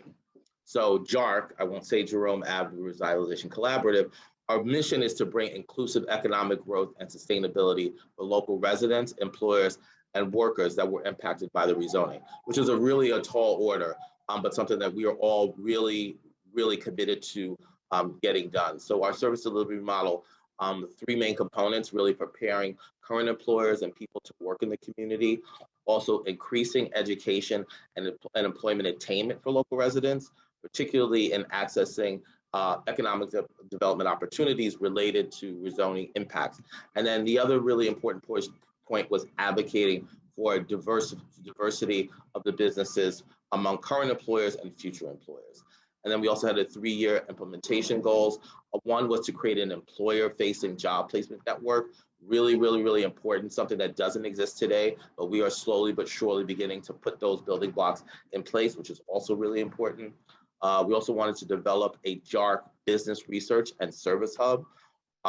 Very, very critical. And then last but definitely not least were grants for low-income residents in the quarter. And those grants serve a number of different purposes, particularly in job training and workforce development. Many people either have skills but need to upgrade those skills. Some people don't have any skills at all. So we have people at different and varying levels, but it's really important to bring those people up to those levels so that they can become self-sustaining. So some of the key accomplishments. So we launched JARC during the pandemic, and I'll talk a little bit more about that. It was a huge achievement. I think we all had visions of different grandeur of doing, something in person, but I think Dr. Canada, he couched it pretty well that COVID kind of just blew everything up and changed how we were doing business across the board. We have a steering committee and workforce committees that meet on a regular basis. We also we've done some advocacy work around local banking. I'll talk a little bit more about that as it relates to Amalgamated Bank and some of the work we've done with them. We have slowly begin inroads with not only with our nonprofit partners who do workforce training and development, but also with some of the developers who are actually building the neighborhood and creating a pipeline for jobs and for training for local people. We also provided a technical assistance through PPP loans for some of these small businesses. And I'll talk a little bit more later about how important the work that we did for those small businesses, how important that was to be able to bridge that gap and provide that service for them was. We also have a partner, which is the United Auto Merchants Association, which is a critical sort of, component that was part of the rezoning to receive funding for an auto merchants training program. And then we also helped a lot of small businesses support in partnership with the Bronx Chamber of Commerce and Small Business Services. So really, really important. And so some of our priorities for 2022 and even some ways beyond is to source some financial and operational sustainability opportunities for JARC. Also creating more culturally relevant channels that engage community business owners to support their operations and their workforce needs. We want to solidify CRA investments from financial institutions in the Bronx, as well as bringing more institutions and services to the community. And then lastly, we want to help job seekers access employment opportunities through an evolving community-wide job list and through JARC communications. And so for our 3-year implementation plan, we have an estimated project plan of about $876,000. Next slide, please. Yes. And so I want to introduce I want to introduce my next partner, which is Elisa Levine, and she is part of the Yes Bed-Stuy partnership. Thank you, Paul. Good morning, everybody. Elisa Levine, I'm the Director of Workforce Development Training Programs at Kingsborough Community College, and my colleagues and I from Kingsborough are founding members of Yes Bed-Stuy. Next slide. I'm proud to be in partnership with these agencies. You can see all their logos on the slide. I'm proud to be part of a partnership with these agencies. Please take note of the logo in the middle. That was designed by our youth committee, which I'll discuss in a little bit more detail later. Next slide, please. In 2018, Jobs First was invited by Bed-Stuy's council member to work with community stakeholders to address the high rate of out-of-school and out-of-work youth. The 13 organizations you saw on the previous slide came together to provide career training and supportive services to young adults seeking to develop their careers. We aim to connect them with coordinated education programs, job training programs, supportive services, and local hiring opportunities. Yes Bed-Stuy, which stands for Youth Empowerment Services of Bed-Stuy, is a cross-sector partnership that provides meaningful education and employment opportunities with the goal of creating financial security and economic mobility for our participants. Next slide, please. Yes Bed-Stuy's mission is to pursue equity and empower all young adults in Bed-Stuy for long-term success in the workforce.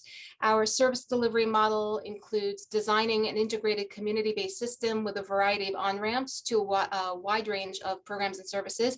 And we also work to identify, engage, recruit, and partner with employers who commit to hiring our trained young people and who recognize the benefit of participating in Yes Bed-Stuy. Some of our long-term goals include creating a centralized hub and community space that would provide centralized case management, service planning, and coordination customized to the needs of each young adult. We are planning to hire a dedicated navigator to align education, workforce, and supportive services. And we are also working towards creating a local talent development pipeline to connect young adults to employers from different sectors within the community. Next slide, please. Some of our key achievements include completing the first cohort of our young adult leadership training program and completing our partnership principles of operation, implementation plan, and MOUs. Our priorities include hiring a Yes Bed-Stuy coordinator, launching the second cohort of the Young Adult Leadership Program, and onboarding new members and holding elections for leadership positions. I'm so glad to be here today with my fellow place-based partnership colleagues, and I'm looking forward to having them join me for a panel conversation. So I'll toss it back to Michael.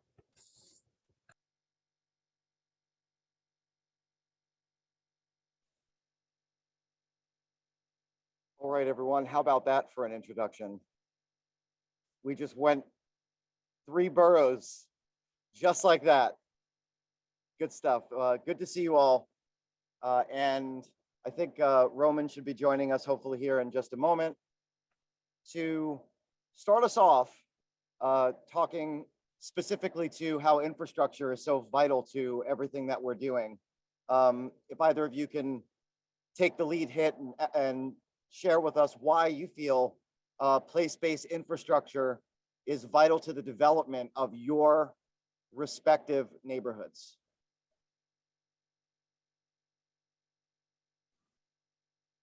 Okay, well, I'll start. So, we heard from a lot of the other panels about, the importance of, these localized solutions. And, so I'll just talk, a little bit about some of, the numbers that are really important. So, we talked about the impact of COVID. We know that more than 2,800 businesses were closed in New York City during COVID. I'll also point out that of the $25 billion, I didn't say million, I said $25 billion that was allocated to New York City for PPP loans, the Bronx only received 7% of those loans. I'll also just talk a little bit about unemployment numbers. So, we had a jobs report that came out from the government saying, jobs are great, unemployment is down to 3.9%. That's on a national level. Locally here in the Bronx, unemployment is at almost 14%. Let me make it hyper local for you. Unemployment in the catchment area that we serve is more than double that. So that means that we have a lot of really critical work to do.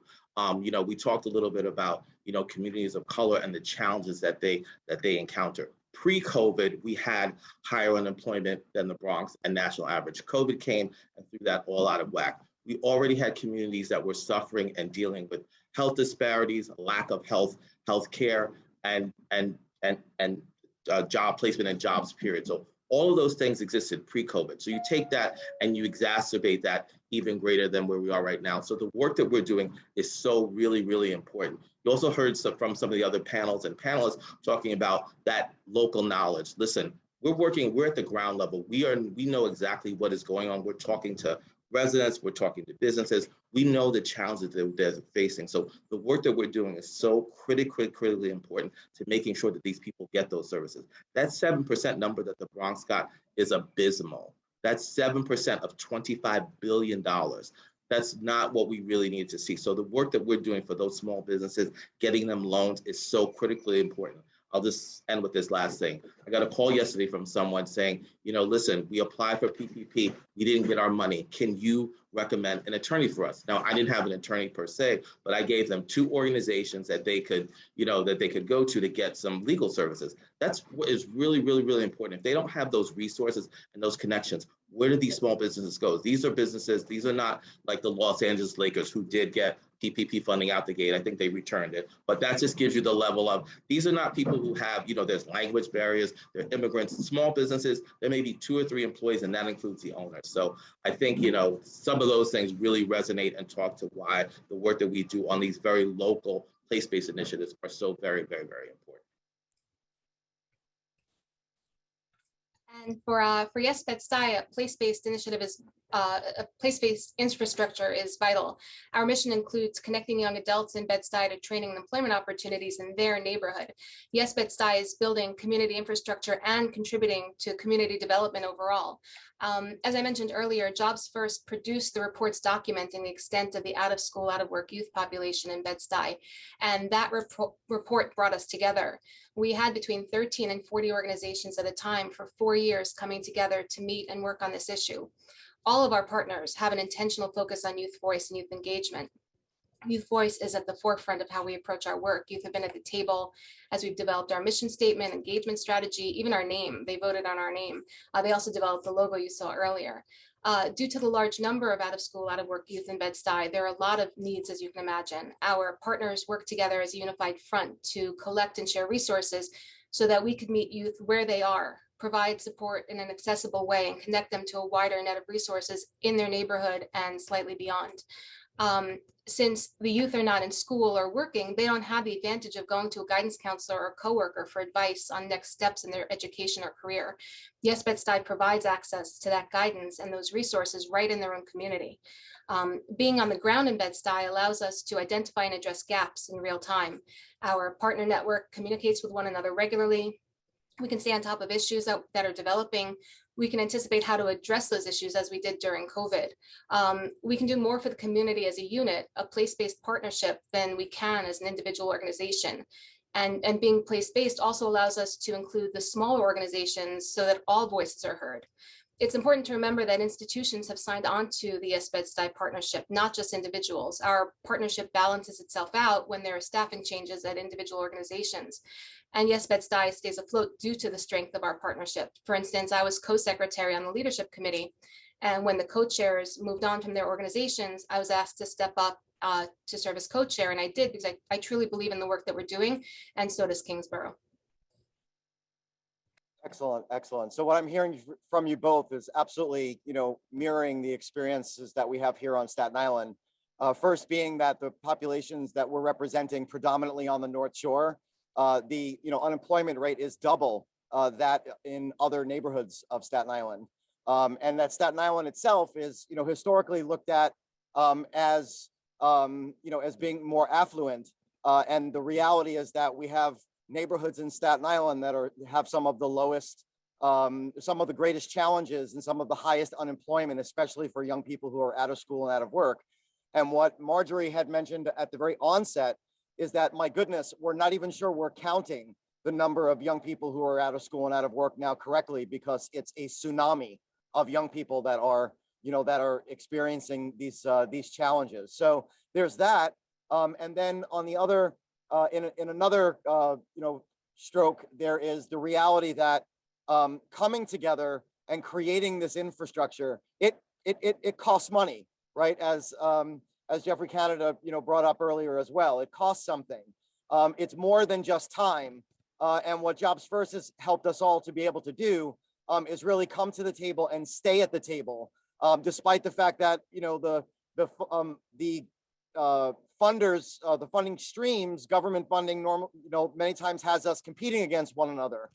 We have found ways to trust one another, because we came to a place where we were able to align in the goals and really fine tune our mission, recognizing how much stronger we are together, and creating that infrastructure in place is as probably one of the most important aspects of creating partnerships like ours.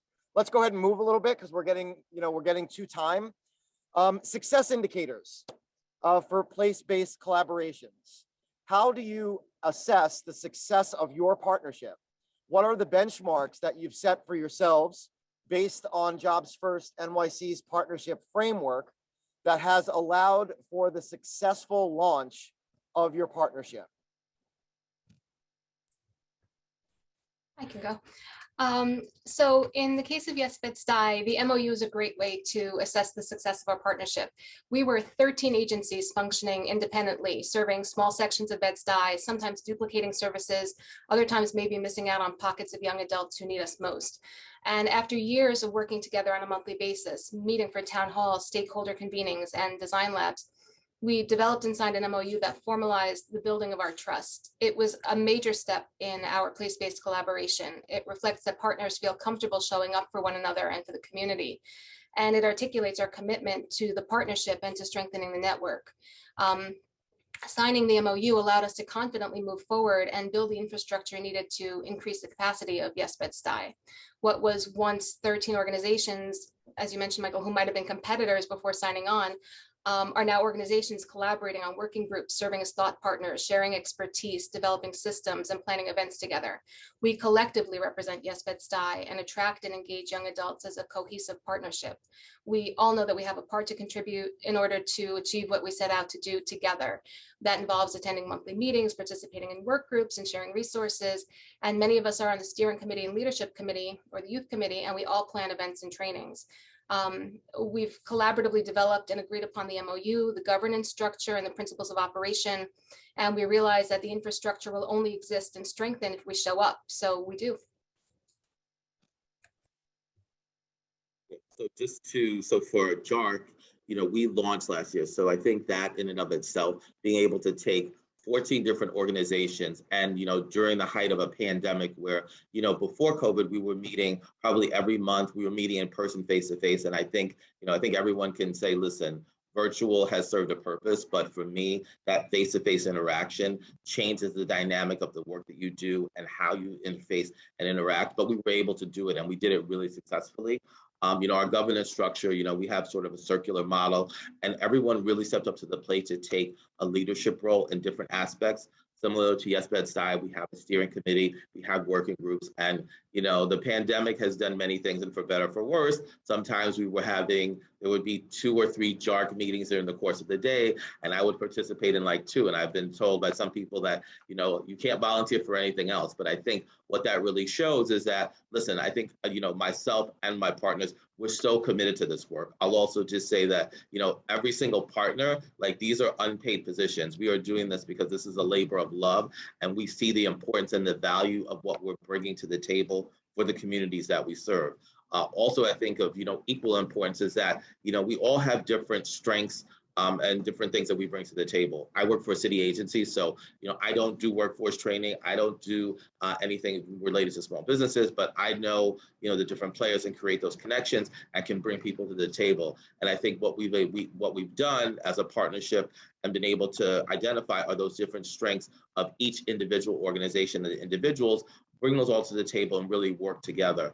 And I think Alyssa brought up a really good point about, these different organizations that may in the past have been competing or been competitors. We are now partners, and we're partnering together and working on trainings and figuring out how we can all take our strengths, put them all together, and really create this strong foundation for the collaborative. So I think, to date, the work has been tremendous. I'm extremely proud of the work that we've done, but obviously we still have a lot more work to do. Great. I'm going to move us to the final question now. And so much of what Paul was just sharing is sort of a great, segue into some of the immediate impacts that our partnerships have had on our communities, particularly helping them through navigating, the challenges of COVID. I'll just start off by saying, with WINS and speaking to both of your points around this being a labor of love and the commitment that it takes. And the reality is that all things happen on and with the speed of trust, and that these things, they do take time. And being a founding member of WINS and knowing that initially when we started off the conversations in these big rooms with all these folks, some of us weren't even able to talk to one another. And now, we're not only in the same spaces, but we're family. And that took time. And it is always a process that requires lots of commitment and lots of making those, those deposits into that, emotional bank account that says, you can trust me, I'm going to keep showing up for you. And I think that how that translated for us is that when our kids were in need and they needed the partnership and the providers that were in mental health and youth development to come together to surround them, with love and compassion and understanding, that there was a place because we were the trusted. For young people to come into a space and know that they would be heard and understood and not turned away. and that we were doing that all using the same language that had been developed over several years' time.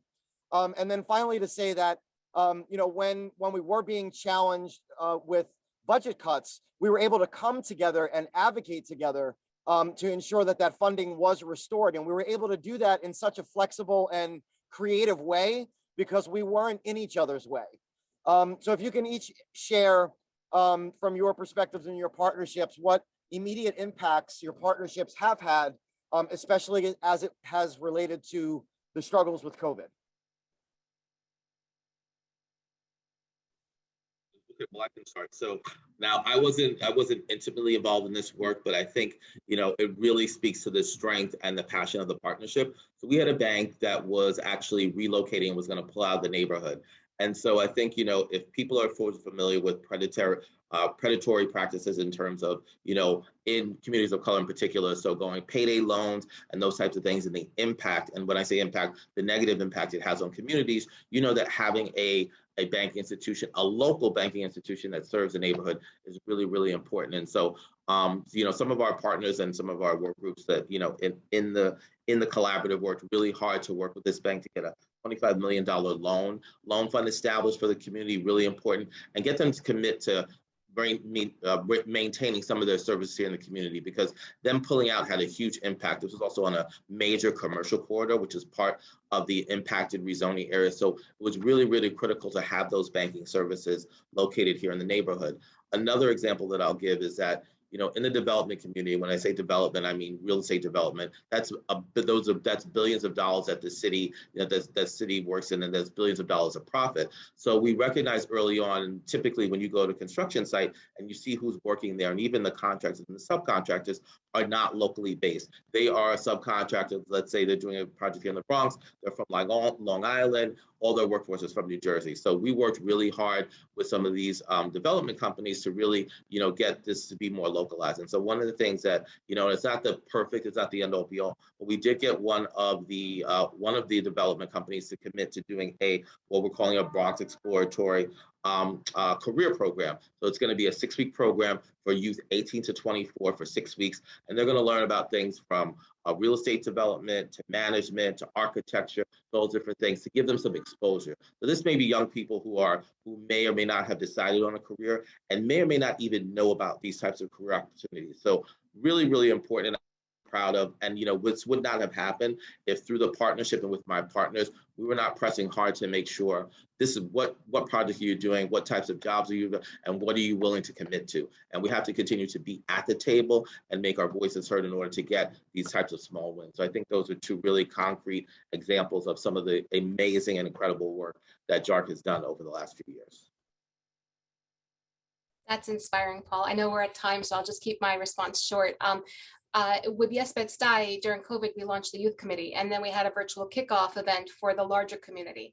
We had a pilot of 10 students connected to Yes Bed-Stuy organizations, and they came together weekly virtually to learn about branding, social media, career planning, resume writing, and using LinkedIn so that they could build projects to add to their portfolio and their resume.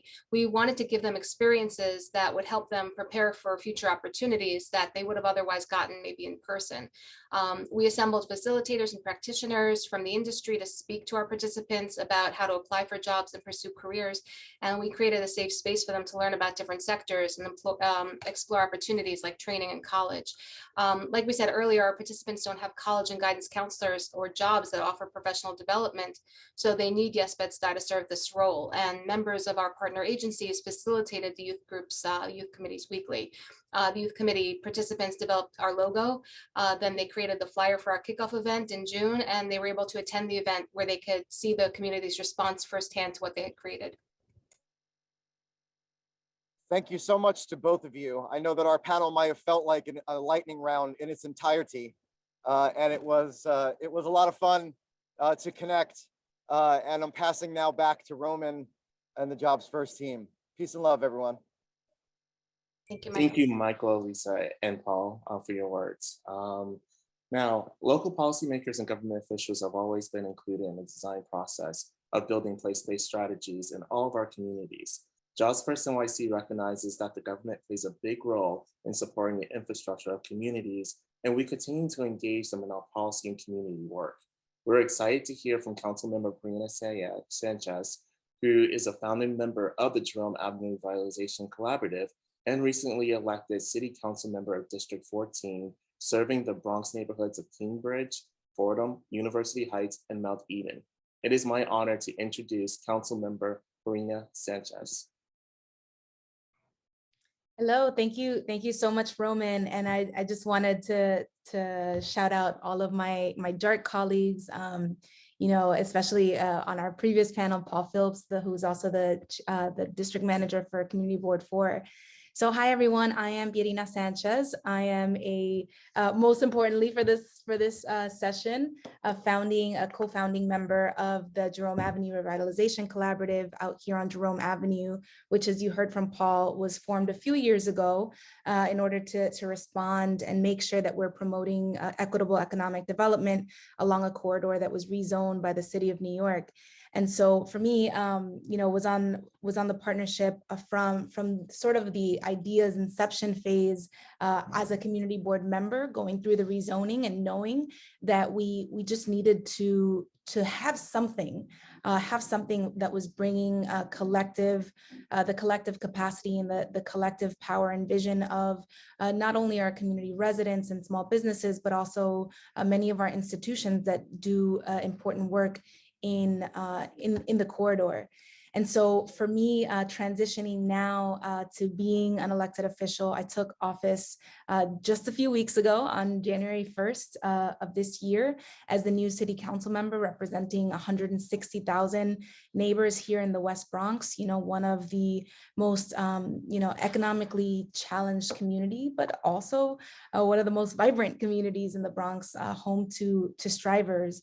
And so for me, I really believe in the power of these kinds of collaborative in organizations and sort of organs, as you would say in Spanish, these organizations that bring together, you know, entities that wouldn't otherwise necessarily be collaborating and talking and working together.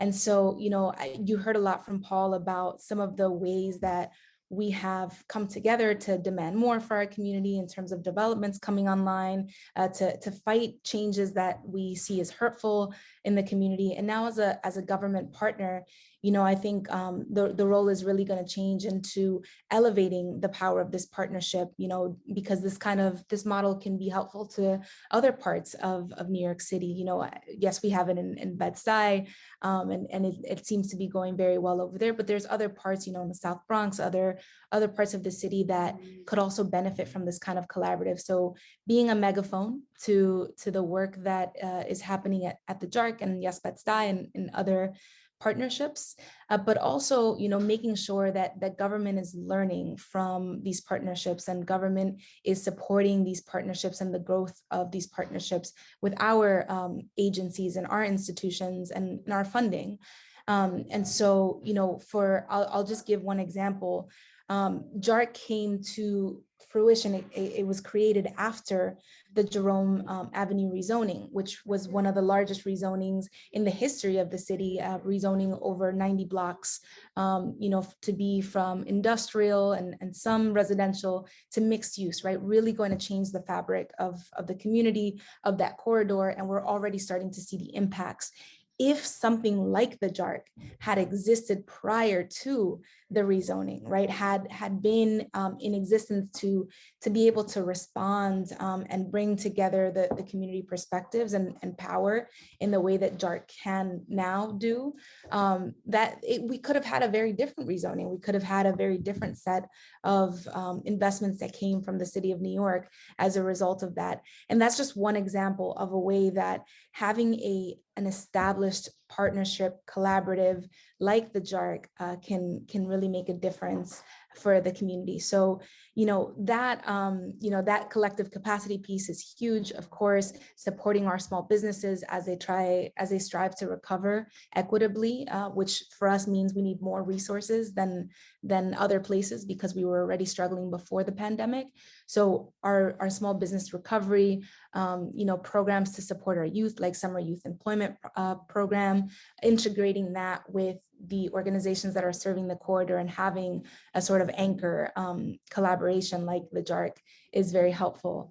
So I wanna stop there, but just wanted to come online and say hello to everyone, support, you know, Jobs First great work in supporting partnerships like the JARC, and just emphasize that, you know, I personally am here to be a partner to make sure that these collaboratives are succeeding, because their success is the community's success, but also, you know, making sure that I share that these kinds of collaboratives are going to be a policy priority for me as a member of the New York City Council.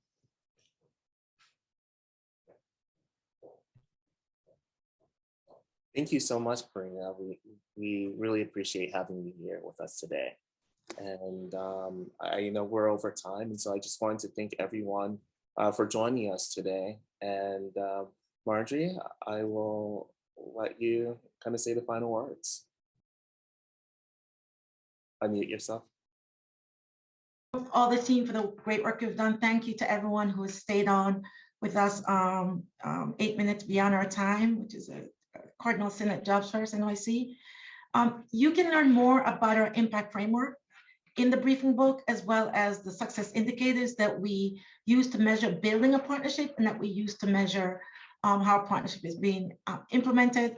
If you want to have a one-on-one conversation, just for us to talk through your context of your investment, and if you want to have a conversation about how you can set aside investment for investing in community infrastructure, we're happy to have that conversation with you. Again, I want to thank you for joining us today, and we really appreciate you sharing this information with your colleagues across the field, and you connecting them to us as they too seek to determine how else they can support communities. Thanks again.